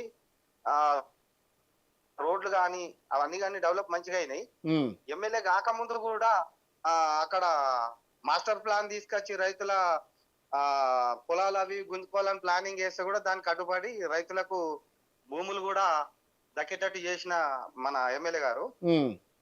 అంటే అభివృద్ధి విషయంలో మీకు మీకు ఏదైతే చేశారో హామీ ఇచ్చారో ఆ హామీ అంతా అవుతుందని అనుకోవచ్చా? లేదన్న, అవుతలేదు, అంతా అవుతలేదు. ప్రాబ్లమ్స్ ఉంటే వాళ్ళకు ఊరు వైజ్ గా మీటింగ్ పెట్టి అక్కడ ఇంటి దగ్గర పిలిపించుకొని సమస్యలు తెలుసుకొని దాని మీద సమస్యల మీద పోరాడతాడు అన్న ప్రజలకు. మొన్న వరదల విషయంలో, కామారెడ్డిలో వచ్చిన వరదల విషయంలో ఆయన చూపించిన చొరవ నచ్చిందా అందరికి? అక్కడ మొత్తం వరదల విషయంలో నైట్ మొత్తం డే అందరితోని రెవెన్యూ సిబ్బందితోని, పోలీస్ సిబ్బందితోని, అందరితోని ఉండి అందరితోని మాట్లాడి ఎవరెవరికి ఏ ప్రాబ్లం ఉన్నది, ఎక్కడ ఏ కాలనీ ప్రాబ్లం ఉన్నది, ఏ ఏరియాలో ప్రాబ్లం ఉన్నది అందరినీ మొత్తం అలర్ట్ చేసేసి ఎవరికి కూడా ఇబ్బంది రాకుండా ఆదుకున్నాడు మొత్తం అందరికి కూడా. మీరేమన్నా ఎదురుగుండా ఉన్నారు కాబట్టి మీరేమన్నా చెప్పదలుచుకుంటున్నారా ఆయనకి? అయితే ఇంకోటి జనాలు అనుకునేది ఒకటే విషయం ఏంటంటే, మొన్న ఈ కాంగ్రెస్ ప్రభుత్వము బీసీ 42% రిజర్వేషన్ ని వాళ్ళు అమలు పరిచి అది కోర్టు దాకా వెళ్ళి కోర్టులో కేసు పడ్డది కదా. దాని గురించి మా ఎమ్మెల్యే గారు 42% బీసీ కోరుకోవాలి కదా, దాని వాదిలేసి ఓసీలకు రిజర్వేషన్ అడుగుతుండు. మరి మా ఎమ్మెల్యే గారు అట్లా అడుగుతురు అని అనుకుంటున్నారు జనాలు ఇక్కడ. అన్న నేను బీసీకి అద్దం లేదన్న, బీసీకి ఇవ్వమనే చెప్పినా ఓసీకి అట్లాగే ఓసీలో కూడా లేని వాళ్ళు ఉన్నారు, వాళ్ళకు కూడా ఒక రిజర్వేషన్ పెట్టి మిగతాది అంతా ఓపెన్ కాంపిటీషన్లో పెట్టండి అని చెప్పినాము. ఆ ఎస్సీలలో బీసీలలో ఉన్న వాళ్ళు ఉన్నారు, అగ్రవర్ణాలలో కూడా లేని వాళ్ళు ఉన్నారని చెప్పినా తప్ప వేరే ఉద్దేశం ఏం కాదు. నేను చెప్పేది 100% డబ్బులు సంపాదించుకున్నటువంటి వ్యక్తులు, ఆర్థికంగా స్తోమత ఉన్న వ్యక్తులకు రిజర్వేషన్ వద్దు, ఆర్థిక స్తోమత లేని వ్యక్తులకు రిజర్వేషన్ ఇవ్వాలి అనేది నా ఆలోచన. అది ఎస్సీ బీసీ ఓసీ. రైట్, అర్థమైందండి. అర్థమైంది. అది అట్లా అనుకుంటుండ్రు కానీ జనాలల్లో కొంచెం వేరే డైవర్షన్ చేస్తారు పర్వాలేదన్న, పర్వాలేదు. నిజాయితీగా చెప్పడానికి తప్పేముందన్న. డైవర్షన్ చేసి మాట్లాడుతారు అన్నట్టు. నేను జనంలో చెప్పడానికి కూడా సిద్ధంగా ఉన్నాను కదన్న. రైట్ అండి. మిగతా అన్నిటి నేను విషయాల్లో ఎస్సీ కాలనీలో అందరికి హెల్ప్ చేస్తారు, మొత్తం ప్రజల సమస్యల మీదనే తిరుగుతూనే ఉంటాడు రమణ అన్న. ఒక్కసారి మాట్లాడుతున్నారు, ఆగండి. చెప్పండి. నేను ఎమ్మెల్యేగా గెలిచిన తర్వాత నేను కామారెడ్డిలో ఏం అభివృద్ధి ఏం జరిగిందంటే నాకైతే మీరు అంటున్నారు కానీ నాకేం తృప్తి లేదు. నేను ఏమీ చేయలేకపోయినానే అసంతృప్తిలోనే ఉన్నా. మీరు అభిమానంతోనేదో అంత బాగా చేస్తున్నాడు అని అంటున్నారు కానీ నేను అనుకున్న స్థాయిలో నేను చేయలేకపోతున్నా. దానికి కారణాలు 100 ఉన్నాయి. రోడ్ల విషయంలో ఫస్ట్ నా దగ్గర కొట్టుకొని రోడ్డు వెడల్పు చేయండి, మిగతా తర్వాత స్టార్ట్ చేయండి అని ఆయన హృదయంతో ఆయన మనస్ఫూర్తిగా చెప్పిండు. అందుకనే అందరికి నచ్చుతాడు ఆయన. అంతే. సరే, తన అభిమానంతో చెప్తున్నాడు, మంచితనాన్ని చెప్తున్నాడు కానీ అభివృద్ధి విషయంలో నేను వేసుకునే మార్కు 0. నేను వేసుకునే మార్కు 0. జనం ఎంత మీరు ఏం చేయలేకపోయారు? ఏమీ చేయలేదు. ఒక మోరి కట్టలేదు, రోడ్ వేయలేదు, అక్కడ అవసరం ఉన్న పరిస్థితులలో పిల్లలకు విద్య అంటే స్కూళ్ళల్లో ఆ ఫెసిలిటీస్ క్రియేట్ చేయలేకపోయినాం. నేను ఏవేవైతే ఇప్పటిదాకా మాట్లాడినో అందులో ఒక్క పైసా కూడా మనం ఏం చేయలేకపోయినాం. చేయలేకపోవడానికి 100 కారణాలు ఉండొచ్చు, కానీ పక్కవాన్ని కారణం చేస్తే సమర్థుడు అనుకోరు. అసమర్థుడే పక్కొన్ని కారణం చేసి మాట్లాడతాడు. సమర్థుడు ఎప్పుడు కూడా కొట్లాడతాడు. కాబట్టి చేయాలని ఆలోచనతో ఉన్నాం, చేస్తామని అనుకున్నాం. సొంత ఎజెండాను ఎప్పుడైనా చేయగలుగుతాం, కానీ ప్రభుత్వం ద్వారా రావాల్సినటువంటి కార్యక్రమాలు ఏమీ చేయలేకపోతున్నాం. కాబట్టి నేను అసంతృప్తితోనే ఉన్నా. నేను ఒక రకంగా చెప్పాలంటే నేనైతే 0 మార్కులు వేసుకుంటున్నాను. కానీ ఎందుకనో అప్పటికి మీరు ఎన్నికైన తర్వాతకి ఇప్పటికి ఎందుకో రాజకీయాలంటే మీకు నచ్చట్లేదేమో అని అనిపిస్తోంది. రాజకీయాలంటే నచ్చట్లేదు అనేది కాదన్న. రాజకీయంగా మొదటి నుంచి మా నాన్నగారు, నేను రాజకీయాల్లోకి ఎంటర్ అయ్యేటప్పుడు ఆయన సమితి ప్రెసిడెంట్, 25 సంవత్సరాలు ఏకగ్రీవంగా గెలిచినటువంటి, unanimously elected, 25 years. He got a good name like a founder of the Kamareddy. ఇలా కాలేజ్ ఉన్నా, మార్కెట్ కమిటీ ఉన్నా, బస్ స్టాండ్ ఉన్నా, అవన్నీ కూడా ఎస్టాబ్లిష్మెంట్ ఆయన టైంలో జరిగినాయి. ఒక విజన్ ఉన్నటువంటి వ్యక్తి. ఊరికి ఒక 5 కిలోమీటర్ల అవతల కాలేజు, 2 కిలోమీటర్ల అవతల బస్ స్టాండ్, ఇట్లా చేసినటువంటి వ్యక్తి. అంటే పెరగాలి సిటీ అనే ఆలోచనతోని దూరం పెట్టినటువంటి ఆలోచనలో పెట్టారు. ఇవాళ అవన్నీ సెంటర్ అయిపోయాయి. రైట్. ఇప్పుడు అవన్నీ మీరు నడుపుతున్నారు కదా? నేను అవన్నీ గవర్నమెంట్ ఇవి. ఓకే, మనము పెట్టినవి కావు. Government bus station, government bus depot, government college, ఇవన్నీ కూడా ఏర్పాటు చేశారు. ప్రజల సాయంతో, రైతుల సాయంతో కట్టినటువంటి కాలేజ్. అది గవర్నమెంట్ హ్యాండ్ ఓవర్ చేసుకుంది. 83లో ఉద్యమం, 86లో ఉద్యమం వచ్చింది, 85, 86లో ఎన్టీ రామారావు ఉన్న టైంలో. అప్పుడు అది హ్యాండ్ ఓవర్ టు గవర్నమెంట్. అప్పటి వరకు మీ చేతులు ఇప్పుడు ఏం లేవా? ఇప్పుడు అది ఏమీ లేవు. అది నా ప్రైవేట్ స్కూళ్ళు వేరు. ఆయన చేసింది గవర్నమెంట్ సెక్టార్లో డెవలప్మెంట్ చెప్తున్నాను. మార్కెట్ కమిటీ, బస్ స్టాండ్, ఇవన్నీ కూడా. ఓకేనండి. ఆయన రాజకీయంలో నేను అడుగుపెట్టేటప్పుడు నాకు చెప్పిండు అన్నట్టు 2000 సంవత్సరంలో, నువ్వు ఏమైనా చేయి, రాజకీయంలో అవసరం లేదు, వ్యాపారం చేసుకో, అయితే చదువుకో, లేదంటే వ్యాపారం చేసుకో.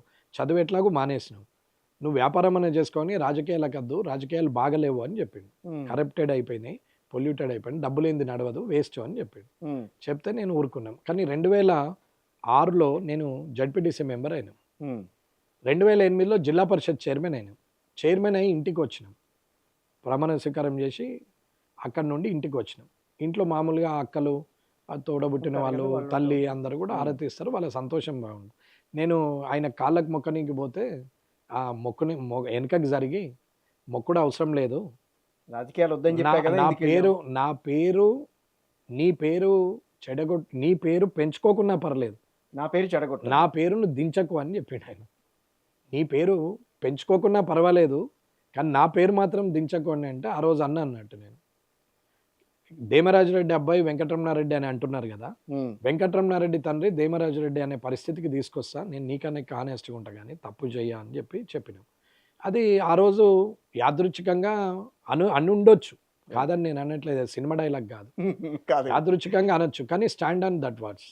Right. నేను నాన్ కరప్టెడ్, నేను రూపాయి తీసుకోను, ఏ అధికారిని అడిగినా చెప్తారు, ఏ కాంట్రాక్టర్ని అడిగినా చెప్తారు, ఎవరిని అడిగినా చెప్తారు. ఇప్పటికీ అదే రకమైన ధోరణి. నేను అగెనెస్ట్ మారా మారా మీరు నాకు అవసరం కూడా లేదు, అడిగి- నాకు నెలకు 25,000 ఉంటే బతకగలుగుతా, నాకేం ఇబ్బంది లేదు. ఉమ్, నా మీద ఆధారపడి ఉండాలని ఎవరికి చెప్పా, కష్టపడి చేయమంట. ఉమ్, నా దగ్గర ఉన్న కార్యకర్తలు కూడా ఎవరు పోలీస్ స్టేషన్లకు పోరు, ఏ ఎంఆర్ఓ ఆఫీస్ కోరు, పైరవులు చేయరు. ఉమ్. కార్యకర్తలందరూ వ్యవసాయం మీద ఆధారం ఉన్న వాళ్ళే, వారి సొంత పనులున్నాయి, వారు చేసుకుంటారు. రాజకీయ పనులు ఉన్నప్పుడు ప్రజల మధ్యన తిరుగుతారు. మరి ఇప్పుడు కామారెడ్డిలో ఫ్రీగా ఒక అతను మాట్లాడాడు. ఇప్పుడు అలాంటి వాళ్ళకి మీరు ఏ రకంగా సమాధానం ఇస్తారు? ఒకవేళ ఏదన్నా అడిగితే గనక వాళ్ళు మాకు ఇది ఏమని? కావాలి, మాకు ఇలా చేసి పెట్టండి నేను వర్క్ అని. ప్రయత్నం చేస్తా, అంతే. నేను మాట ఇస్తలేను అని చెప్తా. నేను మాట ఇస్తే పక్కా ఉంటుంది అని వాళ్ళకి కూడా తెలుసు, కాబట్టి నేను ప్రయత్నం చేస్తా, ఉమ్, అవకాశం ఉంటే చేస్తా, ఉమ్, ప్రయత్నం మాత్రం చేస్తా, కానీ మాట ఇస్తలేను అంటాం. ఉమ్, వారికి ఉండేటి ఏ జనానికైనా ఉండేది 100లో 95% మందికి ఉమ్, వారికి పాస్బుక్ పన్ను, పోలీస్ స్టేషన్ల పన్ను, ఇంటి గొడవనో, గెట్టు పంచాయతో, రేషన్ కార్డో, పెన్షను, లేకపోతే పాస్బుక్, ఈ సమస్యలు ఉంటాయి తప్ప నాకు రైల్వే గేట్లు వేపియు, ఫ్లైఓవర్లు వేపియు, నాకు ఎయిర్పోర్ట్ తీసుకురా, నాకు పెద్ద కెనాల్ కట్టియు, నాకు పెద్ద డ్యాములు కట్టమని ఎవరు అడగరు. ఉమ్. 100 కోట్ల రోడ్ వేయు, 4 లైన్ వేయు అని అడగరు వాళ్ళు. ఓకే. జనానికి ఉన్నది సమస్య చిన్నవి, అవి ఎట్లాగో అక్కడ ఉన్నాం కాబట్టి అవి చేయగలుగుతున్నాం. బీజేపీకి సంబంధించి కొన్ని అడుగుతాను మీకు, రాష్ట్ర వ్యవహారాల్లో సంబంధించి. రాజాసింగ్ గారి వ్యవహారాన్ని చూస్తే మీకు ఏమైనా అనిపిస్తూ ఉంటుంది? రాజాసింగ్ గారు తన సొంత అభిప్రాయం, ఆయన మనసుకు అది నచ్చి అది ఏదైనా మాట్లాడు. ఇప్పుడు నేను నా అభిప్రాయం వ్యక్తపరిచిన, ఉమ్, ఇది పార్టీది కాదు కదా, నా వెంకటరమణారెడ్డిదే కదా, ఉమ్. ఆయన సొంత అభిప్రాయం అది ఉండొచ్చు. కానీ ఎంపీలకి ఎమ్మెల్యేలకి మధ్య సమన్వయం లేదు అని చెప్పి కొంతమంది మాట్లాడడం, ఇలాంటివన్నీ మాటలన్నీ బీజేపీ లాంటి ఒక నిబద్ధత కలిగిన, క్రమశిక్షణ కలిగిన పార్టీలో ఇలాంటి మాటలు బయటికి రావడం అనేది, అది క్రమశిక్షణ తప్పినట్టు లెక్క. దానికి కారకులు ఎవరు? అంటే ఆ పార్టీలో ఎలిజిబుల్ కాదన్నట్టు. ఉమ్, క్రమశిక్షణ గల పార్టీలో ఉండి ఉమ్, క్రమశిక్షణ తప్పితే ఆ పార్టీకి ఎలిజిబుల్ లేనట్టే కదా, అవును. ఉమ్. అదే జరుగుతుంది. సో అది అంటే క్రమశిక్షణ తప్పుతోంది అంటే దానికి కారణం ఎవరు అనేది నేను కుటుంబంలో, అడుగుతున్నా. ఒక కుటుంబంలో భార్య మంచిది కాదని భర్తకు చెప్తే విలువ ఎవరు తెలుస్తుంది? ఉమ్, ఎవరిది పోతుంది విలువ? ఆ భర్తది కూడా పోతుంది కదా, భార్యదే పోదు కదా. ఉమ్, భర్త మంచోడు కాదు, తాగుబోతున్నాడని భార్య బయట చెప్పుకుంటూ తిరిగింది అనుకో, ఉమ్, విలువ ఎవరిది పోతుంది? ఆ భార్యది కూడా పోతుంది కదా, అవును. అంటే ఆ కుటుంబాన్ని పోతుంది కదా. ఉమ్, కుటుంబ విషయం ఎప్పుడు కూడా 4 గోడల మధ్యన గుప్తంగా ఉన్నన్ని రోజులే ఆ కుటుంబానికి గౌరవం, ఉమ్, అలాగే పార్టీకి కూడా. ఉమ్. సో ఇప్పుడు జూబ్లీ హిల్స్కి సంబంధించి దీపక్ రెడ్డి గారిని ఎంపిక చేశారు. సో జూబ్లీ హిల్స్ విషయంలో మీ అభిప్రాయం ఏంటి? గెలుపోటములు అనేది సహజం. ఉమ్, మనం చేసే పని మీద, కార్యక్రమాల మీద, ప్రజల్లో ఉన్నటువంటి సమస్యల మీద మనం ఉద్భవించిన రోజు, ఉద్యమం చేసిన రోజు, పార్టీ కొంచెం, వ్యక్తి కొంచెం, ఉమ్, కార్యకర్తల బలం కొంచెం, ఈ 3 కలిస్తేనే గెలుపు. ఉమ్, ఈ గెలుపులో ఎక్కడ లోటున్నా ఓటమే ఎదురవుతుంది. ఇద్దరు కాబట్టి సీఎం అభ్యర్థి, అవును. ఉమ్, ఈ 3 కలిస్తేనే గెలుపు. నేను Right. గెలిచినంటే నా గొప్పతనం కాదు, ఉమ్. ఈ 3 లోపాయికారి కలిస్తేనే గెలుపు. ఒప్పందం ఉంది బీజేపీకి బీఆర్ఎస్కి అన్న మాటలు ఎందుకు వస్తున్నాయని అంటారు? అదే మీడియా వాళ్ళు అన్న మాటలే తప్ప ఏమీ లేవు. ఎవరైనా డైరెక్ట్గా అన్నోళ్ళు ఉంటే చెప్పండి, అలానే అడుగుదాం. మరి నీకెక్కడ కనిపించింది లోపాయికారి? కాంగ్రెస్ వాళ్ళు అన్నారు అనుకోండి, బీఆర్ఎస్ ఎందుకు? అరవిందరావు గారు మీ పార్టీ అరవింద్ అన్నాడు కదా మొన్న ఈ మధ్యన, ఏమని? అది కిషన్ రెడ్డి గారు చూసుకోవాల్సిన వ్యవహారం, జూబ్లీ హిల్స్ వ్యవహారం అంతా మాకు సంబంధం లేదు అని ఆయన అంటారు. అది ఒక తప్పు పక్కనేమో కదా. బీఆర్ఎస్ వాళ్ళేమో ఆయన అంటే తప్పే, నేను అంటున్నాను కదా, ఆ, పార్టీ పరంగా జూబ్లీ హిల్స్కు సంబంధించి పార్టీ పరంగా అందరికీ సంబంధమే. లోక్సభ నియోజకవర్గం ప్రకారంగా అయితే కిషన్ రెడ్డి గారికి సంబంధం. ఉమ్. నా ఎమ్మెల్యే లోక్సభ కదా అది ఎమ్మెల్యేకి సంబంధించిన సీట్ అంటే లోక్సభలో ఉన్నటువంటి ఒక ఎమ్మెల్యే కదా, 7 ఎమ్మెల్యేలు కలిస్తే ఒక లోక్సభ కదా, అవును అది కదా. సికింద్రాబాద్ లోక్సభకే వస్తుంది కదా. ఉమ్. కాబట్టి ఆయనకు అదే సంబంధం అని నేనేది అనొచ్చు. కానీ ధిక్కార స్వరాలు ఎందుకు వస్తున్నాయి అనేది పార్టీలో కొన్ని రకాలుగా కొంతమంది మాట్లాడడం, ఈ నాకైనా రకంగా. అహంకారం పెరిగితే ధిక్కారమే వస్తుంది. నాకైనా అహంకారం పెరిగితే ధిక్కారమే వస్తుంది. ఉమ్. అయితే మీరు అహంకారం అన్నారు కాబట్టి ఒక మాట అడుగుతాను. ఎన్నికలకి ముందు నేను ఎన్నికలు పూర్తయిన తర్వాత, మొన్న ఎన్నికలు పూర్తయిన తర్వాత నేను రాబోయే రోజుల్లో సీఎం కాబోతున్నా, సీఎం అవటమే నా టార్గెట్ అని చెప్పి మీరు మాట్లాడారు, గుర్తుందా? అన్నను అది అన్న పరిస్థితులు, అక్కడ ఉన్నటువంటి పరిస్థితుల్లో ఆ మాట అన్నాం. ఉమ్. ఏమైంది అక్కడ? ఎమ్మెల్యేగా ప్రోటోకాల్ను పాటించకుండా అక్కడ పోటీ చేయని వ్యక్తి, అక్కడ అసలు అక్కడికి సంబంధమే లేకుండా గతంలో అక్కడి నుండి పోటీ చేసిన వ్యక్తిని తీసుకొచ్చి ప్రభుత్వంలో ఏదో పోస్ట్ ఉందని చెప్పి కలెక్టర్ జితేశ్వరి పాటిల్ గారు ఆయనతో ఇనాగ్రేషన్ పెట్టించారు. రైట్. కానీ ఎమ్మెల్యేకు ప్రోటోకాల్ ఉంటుంది. ఒక సివిల్స్లో నుంచి వచ్చి ఐఏఎస్ అయినటువంటి ఒక వ్యక్తి చేస్తున్నటువంటి తప్పిదం మీద ఇటువంటి లాలూచి పనులు చేస్తున్న అధికారులకు వార్నింగ్ ఇస్తున్నా, ఎప్పుడో ఒకసారి నేను ముఖ్యమంత్రి అవుతా, అయిన రోజు అప్పటికి మీరు సర్వీస్లో ఉంటే మీ సంగతి చూస్తా అని చెప్పిన. ఇప్పుడు కూడా చెప్తున్నా, కోరిక ఉండడం తప్పు కాదు, కళ కనడం తప్పేం కాదు. అబ్దుల్ కలాం గారు కూడా చెప్పారు. కానీ సాకారం చేసుకోవడానికి కష్టపడమని చెప్పిండు. కళలు కంటూ పండుకోమని చెప్పలేదు. మీరు కష్టపడుతున్నారు. నేను నా ప్రయత్నం నేను చేస్తున్నా. పార్టీ ఎదిగిన రోజు, పార్టీ గట్టిగా అయిన రోజు, ఇది పార్టీ ఎదిగింది, పార్టీ గట్టిగా అయింది అనేది ఎప్పుడు తెలుస్తుంది? ఎక్కువ మంది ఎమ్మెల్యేలు గెలిచిన రోజు. ఎక్కువ మంది ఎమ్మెల్యేలు గెలిస్తే ప్రభుత్వం ఏర్పడుతుంది, అప్పుడు పార్టీ బలపడినట్టు లెక్క. ఎక్కువ మంది ప్రభుత్వం ఏర్పడాలంటే ఎంతమంది కావాలా? ఇప్పుడున్న పరిస్థితుల్లో 63, 60 పైబడి ఉండాలి. అవును. 60 పైబడి ఎమ్మెల్యేలను గెలిపించగలిగిన సత్తా ఉన్నప్పుడు ముఖ్యమంత్రి కావాలనుకోవడం తప్పేం లేదు. ఓకే. ఆ 63 మందిని గెలిపిస్తామా లేదా అనేది ఆలోచన చేయాలి. ప్రజలు ఆలోచన చేయాలి, ప్రజలు కాదు. ఆ పార్టీ నడిపడానికి, పార్టీలో కష్టపడడానికి, సమిష్టి కృషి చేయడానికి పార్టీలో ఉన్న అందరము కష్టపడాలి. రైట్. కష్టపడ్డ రోజు 63 మంది వస్తారు. 60 పైబడి గెలిచిన రోజు ప్రభుత్వం ఏర్పడుతుంది. ప్రభుత్వం ఏర్పడిన నాడు ఎవరో ఒకరు ముఖ్యమంత్రి అవుతుండొచ్చు, ఒక 16 మంది మంత్రులు అవుతుండొచ్చు. కానీ ఎమ్మెల్సీలు అవుతారు, ఎంపీలు అవుతారు, కార్పొరేషన్ చైర్మన్లు అవుతారు, ఎంపీడీసీలు అవుతారు, జడ్పీడీసీలు అవుతారు, ఎంపీపీలు అవుతారు, సొసైటీ చైర్మన్లు అవుతారు, వార్డు మెంబర్లు అవుతారు, సర్పంచ్లు అవుతారు. వేలాది మందికి అవకాశం, ఉపాధి దొరుకుతుంది. ఇది ఆలోచించాలా నాయకుడు అనేవాడు. నేను ఒక్కరిని ముఖ్యమంత్రి ఎట్లా అవుతా? అవును. అందరం కలిసి చేస్తే ఎవరో ఒకరు ముఖ్యమంత్రి కావాలనుకోవడం తప్పేం లేదు. 2028 తెలంగాణలో బీజేపీ రావాలని టార్గెట్ గా పెట్టుకుందని చెప్పి బీజేపీ నేతలు చాలా మంది మాట్లాడుతున్నారు. ఆ ఛాన్సెస్ ఉన్నాయా? కష్టపడితే ఇప్పటికీ ఉన్నాయి. 100% ఆక్యుపెన్సీ ఉంది. ప్రజలు రెడీగా ఉన్నారు. ప్రూవ్ చేసుకోవాల్సింది మేము. Yes, these people are suitable for that అనేది ప్రజలు. జూబ్లీ హిల్స్ నియోజకవర్గంలోనే మీరు ఒక క్యాండిడేట్ ని ఎంచుకోవడానికి ఇంత టైం తీసుకున్నప్పుడు ఎలా మీరు అనుకున్న అట్లా 119 వర్గాల్లో మీరు క్యాండిడేట్లను పెట్టుకుని వాళ్ళందరినీ గెలిపించుకుని మీరు అనుకున్న 63 కావాలని అంటే ఎక్కడి నుంచి వస్తాయి?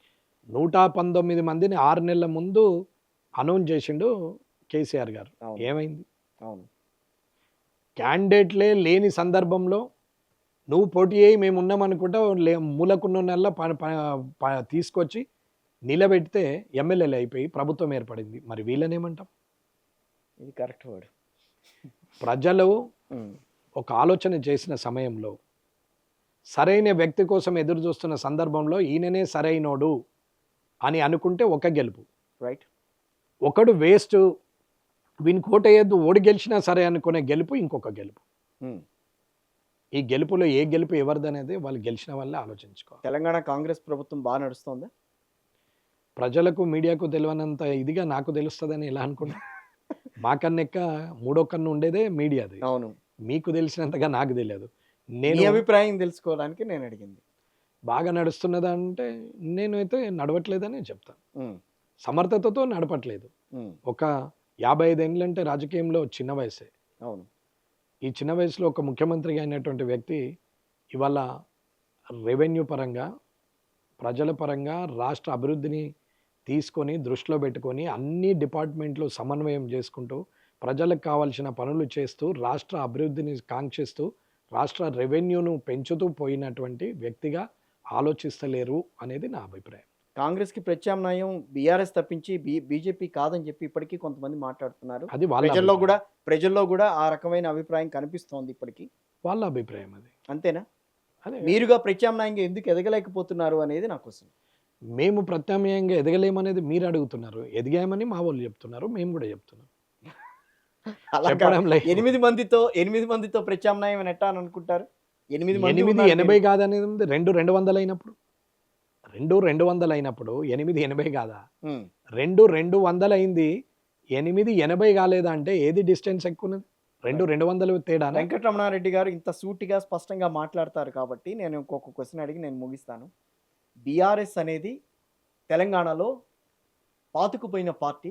దాన్ని కాదని బీజేపీని నమ్మాలనంటే ఏం చేయాలి? దేశంలో 70 సంవత్సరాలుగా 60 సంవత్సరాలుగా పాతుకుపోయిన పార్టీని బీజేపీ కదిలించలేదా? ఇక్కడ కదిలించడం పెద్ద అసాధ్యమా? సుసాధ్యమే. అనుకుంటే, కష్టపడితే, ప్రజల పక్షాన నిలబడితే, ప్రజలకు కావాల్సినవి ఏంటో తెలుసుకోగలిగితే, ప్రజల అభిమానాన్ని చూరగొంటే, ప్రజల మధ్యన తిరగగలిగితే, ప్రజలతోనే ఉండగలిగితే మనకిది సుసాధ్యం. అసాధ్యం అనేది లేనే లేదు. ఉమ్, ఇప్పటికే ప్రజలు రెడీ ఉన్నారు. ఉమ్, చాయిస్ ఈజ్ యువర్స్ అని అంటున్నారు. అది మనం అవకాశాన్ని అందిపుచ్చుకోవాలి. ఆ పనిలో మనము ఉంటున్నామని అనుకుంటున్నాను నేను. 2028లో మళ్ళీ పోటీ చేస్తారా కామారెడ్డి నుంచి? నాకు రాజకీయాల మీద అంత పిచ్చి నాకైతే లేదు. నేను మళ్ళీ పోటీ చేయాలి, మళ్ళీ గెలవాలి, ఇంకా గెలవాలి, ఇంకా గెలవాలి అనే ఆలోచన లేదు. ఎన్ని రోజులైతే ఉన్నామో అన్ని రోజుల్లో ఎంతో కొంత సమాజానికి ఒక 50 ఏళ్ళ వరకు జ్ఞాపకం చేసుకునే పరిస్థితిలో పని చేయాలనేటువంటి ఆలోచన ఉన్న వ్యక్తినే తప్ప ఉమ్.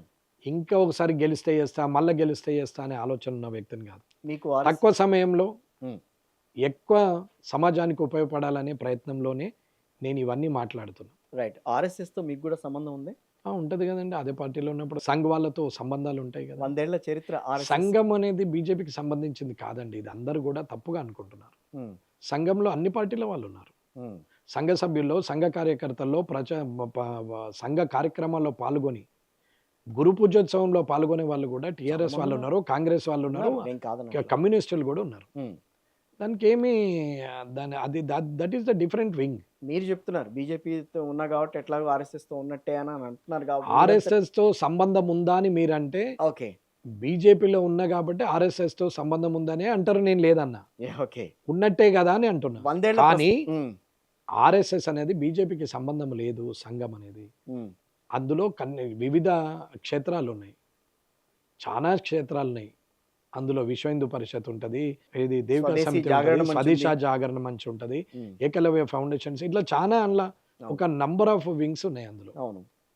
అందులో ఒకటే కార్యక్రమం కాదు. ఉమ్, అదే ఏబీపీ అందులోదే. అట్లాగే అక్కడ ఉన్నటువంటి చాలా కార్యక్రమాలు మహిళలకు సంబంధించినవి అన్నీ కూడా అందులో చేస్తారు. ఇవి విద్యాపీఠం ఉంది, శిశు మందిరం, ఇట్లా చాలా ఉన్నాయి. కొన్ని లక్షల మంది చదువుతున్న స్టూడెంట్స్ కూడా ఉన్నారు అవును. దేశవ్యాప్తంగా. దాంట్లో అందరూ కూడా వస్తారు, అందరూ కూడా సాయం చేస్తారు. ఆ సంఘానికి ఈ తలో చేసిన వాళ్ళు కూడా అన్ని పార్టీల వారు ఉన్నారు. Yes, ఉన్నారు. ఇది ఒకే పార్టీకి సంబంధించింది కాదు. కానీ 100 ఏళ్ల- అట్లానే సంఘంలో ఉన్న ప్రతి వ్యక్తి ఉమ్, బీజేపీకే మద్దతు తెలుపుతాడు అనడం కూడా తప్పు. ఓకే. సంఘము హిందుత్వానికి మద్దతు తెలుపుతుంది, హిందూ సాంప్రదాయాన్ని పెంచుతుంది. అఖండ భారత్ను చేయాలా, స్వాతంత్రం తర్వాత జరిగిన మార్పులతోని ఇవాళ మళ్ళీ హిందుత్వాన్ని పెంచాలా అనేది ఆలోచిస్తుందే తప్ప ఇవాళ క్రిస్టియన్లను ముస్లింలను తిట్టట్లేదు. ఇది రాజకీయంగా బీజేపీకి అంటగట్టి ఇది ఒక అగెనెస్ట్ సెక్యులర్ పార్టీ ఇది కాదు, ఇది ఒక పార్టీకి అనుగుణంగా పనిచేసే సంస్థ అని చెప్పి దాని మీద మరకలేస్తున్నారు. కానీ ఉమ్, వాళ్ళు సోషల్ సర్వీస్ చేసే వాళ్ళే తప్ప ఎక్కడ కాదు. మీరు ఎక్కడన్నా నేచురల్ కెలామిటీ వచ్చినప్పుడు చూడండి, yes, పోయి అక్కడ వాళ్ళు సర్వీస్ చేస్తూ ఉంటారు. అవును. ఒక చెడ్ వేసుకొని పాయింట్ వేసుకొని వెళ్ళిపోతారు తప్ప వాళ్ళు ఉన్నారు. ఇవాళ ప్రచారకులు ఒక సంచి వేసుకొని తిరుగుతారు తప్ప ఆడంబరాలకు పోరు. ఉమ్. ఇవాళ పార్టీ పరంగా వాళ్ళని అంటగట్టడం అనేది తప్పు. 100 సంవత్సరాలు ఆర్ఎస్ఎస్ జరుపుకుంటున్న సందర్భంలో మీరు ఇచ్చే సందేశం ఏంటి? నా బీయింగ్ ఏ హిందూ ఎట్లాగూ అందులో ఉన్నాం కాబట్టి న్యాచురల్గా అది కోరుకుంటాం. ఉమ్, మన కుటుంబం బాగుండాలని ఏ కుటుంబంలో ఉంటే, నేను ఒకవేళ క్రిస్టియన్లో పుడితే నేను జీసస్ అనేవాడిని, అది అంతే. ఉమ్, అదే నేను ముస్లింలో పుడితే నేను ఖచ్చితంగా అల్లాహు అక్బర్ అని అంటాను. ఉమ్, అట్లాగే. అది అవును, నేచర్. అవును. ఉమ్, ఇవాళ తెలుగు ఇంట్లో పుడితే తెలుగు భాష వస్తుంది, yes, ముస్లిం ఇంట్లో పుడితే హిందీ భాష వస్తుంది, ఫారినర్ ఇంట్లో పుడితే ఇంగ్లీష్ భాష వస్తుంది, ప్రస్థానాన్ని ఏ రకంగా గుజరాత్లో చూడాలని పుడితే అంటారు? గుజరాతీ వస్తుంది, మధ్యప్రదేశ్లో పుడితే వాళ్ళ భాష వస్తుంది, ఒరిస్సాలో పుడితే ఒరియా భాష వస్తుంది. అవును. కుటుంబంలో ఏ కుటుంబంలో పుడతావో ఆ భాష మనకు వంశపారంపర్యంగా ఆ భాషనే మనకు వస్తుంటుంది. రైట్. ఇది నిజం. ఉమ్, కాబట్టి ఒక దాంట్లో పుట్టి వ్యతిరేకిస్తున్నాము అని చెప్పుకున్నా తప్పే, అట్లాని నేను కాదు అని చెప్పుకోవడం కూడా తప్పే. కాబట్టి యాజ్ ఏ హిందూగా నేను 100 సంవత్సరాల కార్యక్రమాలకు నేను కూడా పాల్గొంటాను. రైట్. ఫైనల్‌గా ఒక్కటి అడుగుతా. మీ ఆహార్యం చాలా డిఫరెంట్‌గా కనిపిస్తూ ఉంటుంది మిగతా వాళ్ళకంటే. పంచెకట్టు బయటికి అట్లా వస్తూ ఉంటారా? ఎప్పుడు కూడా పంచెకట్టు మీదే నేను వస్తారా? మొత్తం అట్లాగే ఉంటాం. అంటే ఎలక్షన్‌కి ఒక 6 మంత్స్ ముందు అట్లా హ్మ్. ధోతికి వచ్చాం. పాయింట్ షర్ట్‌లోనే ఉండేవాడిని. హ్మ్. కేసీఆర్ గారు వస్తున్నారు అన్నప్పుడు, హ్మ్. ముఖ్యమంత్రి గారు వస్తున్నారు, గజ్వేల్‌లాగా కామారెడ్డి చేస్తారు అని చెప్పి టీఆర్ఎస్ వాళ్ళందరూ కూడా ప్రచారం చేస్తున్న సందర్భంలో నన్ను నేను మళ్ళీ రీఐడెంటిటీ చేయడానికి హ్మ్. ఏదేమైతే బాగుంటుంది అనేది ఆలోచించి అప్పుడు డ్రెస్ చేంజ్ చేసి బాడీ లాంగ్వేజ్ మార్చుకొని అప్పుడు పంచకట్టు మీద వచ్చాం. అప్పుడు విలేజర్స్కి సాంప్రదాయం ఉన్న వారికి దగ్గరవుతారు. దగ్గర అవుతాము అనేది ఒక ఆలోచన బొట్టు కూడా అంతేనా? బొట్టు చిన్నప్పటి నుంచి ఉంది. అట్లాగే ఉంది. అట్లాగే హ్మ్. చిన్నప్పటి నుంచి ఇక్కడ ఉంది, ఎప్పటి పచ్చబొట్టు ఉంది మీకు? నుంచి. ఉందండి అది. హ్మ్. ఇది నేషనల్ ఫ్లవర్, నేషనల్ ఫ్లాగ్ అంతే కదా. దీంట్లో ఏమో ఈ ఫ్లాగ్కి బీజేపీకి 2 తేడాలు ఉంటాయి. హ్మ్. ఇక్కడ 9 చుక్కలు ఉంటాయి బీజేపీకి ఫ్లవర్ కింద. ఓకే. ఇక్కడ 9 పెట్టలే నేను. ఇది నేషనల్ ఫ్లవర్ అంత కమలం. That is. అందరూ ఇప్పుడు సంఘంది ఎట్లా అనుకుంటారు, ఇది అట్లనే అనుకుంటారు. ఓకే. అది అట్లా కాదు. సో మీకుగా మీరు నాకు ప్రత్యేకంగా నేషనాలిటీ ఇంట్రెస్ట్, నేను అందుకే అది తీసుకున్నాను. మీకుగా మీరు ప్రత్యేకంగా కనిపించాలన్న ఆహార్యం ఏమో కాదా? అవునవును. అంతే కదా అది? ప్రత్యేక గుర్తింపు కోసమే తాపత్రయం. ఎవరమైనా గుర్తింపు కోసం తాపత్రయపడతాం. యెస్. గుర్తింపే లేని నాడు మనలో అసంతృప్తి వస్తది. హ్మ్. అసంతృప్తి ఉన్ననాడు ఆలోచనలు మానిపోతాయి. ఆలోచనే లేనప్పుడు జీవితం మీద ఆశ ఉండదు. ఆశనే లేనప్పుడు జీవితము చాలా దుర్భరంగా అనిపిస్తది. అప్పుడు చనిపోవాలనిపిస్తది. రాత్రి 9 తర్వాత ఫోన్ ఎత్తారు కదా? నేను మామూలుగా నాకు ఫోన్లు తక్కువ చేస్తారు కార్యకర్తలు. హ్మ్. ఎందుకంటే ఎక్కడోళ్ళు అక్కడనే అటెండ్ అవుతారు. రైట్. మేము 12 మంది టీమ్ ఉన్నాం. అందరూ రెస్పాన్సిబుల్‌గా ఉంటారు. ఒక 40 మంది సెకండ్ లైన్ ఉన్నారు. వాళ్ళందరూ కూడా రూపాయి ఆశించకుండా సర్వీస్ చేస్తారు. హ్మ్. బిజినెస్‌లో నాకు ఇన్స్పిరేషన్ రతన్ టాటా గారు. ఓహ్! రాజకీయంలో ఇన్స్పిరేషన్ ఎన్టీ రామారావు గారు. ఓహ్! అభిమాన నాయకుడు రాజశేఖర్ రెడ్డి గారు. ఇప్పుడున్న పరిస్థితుల్లో తీసుకుంటున్నటువంటి నిర్ణయాలకు మోడీ గారంటే ఇష్టం. హ్మ్. కేసీఆర్ గారి మీద అభిప్రాయం? మంచి చేసినటువంటి వ్యక్తులు అందరూ కూడా ఇష్టం. అందుకే మంచి చేసిన వ్యక్తులు ముఖ్యమంత్రుల పేర్లు తీసుకొని మంచిని చెప్పినాం. ప్రధానమంత్రుల పేర్లు తీసుకొని మంచిని చెప్పినాం. కేసీఆర్ గారి నేను మీద చెడుని అభిప్రాయం? తీసుకొని ఒక్క మాట తూలనాడలే. యెస్. కరెక్ట్. అవసరం లేదు. కేసీఆర్ ఎందుకంటే గారి మీద తప్పు. అభిప్రాయం? కేసీఆర్ గారు ఈజ్ ఎలిజిబుల్ ఫర్ ఎవ్రీథింగ్. హ్మ్. బట్ సమ్ టైమ్స్ ఒక్కొక్కసారి శని నెత్తిన కూర్చున్నప్పుడు ఆ పరిస్థితులు కూడా వస్తాయి. Is the very good visionary leader. ఆయన స్పాంటేనియస్‌గా ఒకే ప్లేస్‌లో ఉండి కూడా అందరిని కన్విన్స్ చేయగలిగే కెపాసిటీ ఉన్నాడు. బహుభాషా కోవిదుడు అంటారు కదా. చాలా అవును. బహుభాషా కోవిదుడు. లాంగ్వేజెస్ మాట్లాడగలుగుతాడు. స్పాంటేనియస్‌గా చేయగలుగుతాడు. కొంచెం ఓవర్ స్పీడ్ అయిపోయి అది ఇబ్బందులు వచ్చింది తప్ప ఇంకోటి ఏం లేదు. ఆయన నిత్యం ప్రజల్లోనే ఉండి ప్రజలకు కలిసి ఉంటే ఆయనను తీసేవాడే లేడు. ఇక ముందు కూడా. ఇక ముందు కూడా. ఒకవేళ అట్లుంటే. హుహు. ఇది నా పర్సనల్ ఒపీనియన్. ఓకే. ఒక్కసారి మనం ఏదైనా కావాలనుకున్నప్పుడు అటువంటి కాంపిటీటర్స్ చంద్రబాబు గారు మంచి విజనరీ ఉంటుంది. నేచర్ ఏదైనా కావచ్చు, కన్నింగ్ ఉండొచ్చు, ఇంకోటి అంటారు. నేను ఎప్పుడూ ఆయనను కలవలేదు, దగ్గరికి వెళ్ళలేదు. But visionary leader. ఒక విజన్తో మాట్లాడుతుంటాడు, విజన్తో ఉంటాడు. రాజశేఖర్ రెడ్డి గారు మాస్ లీడర్.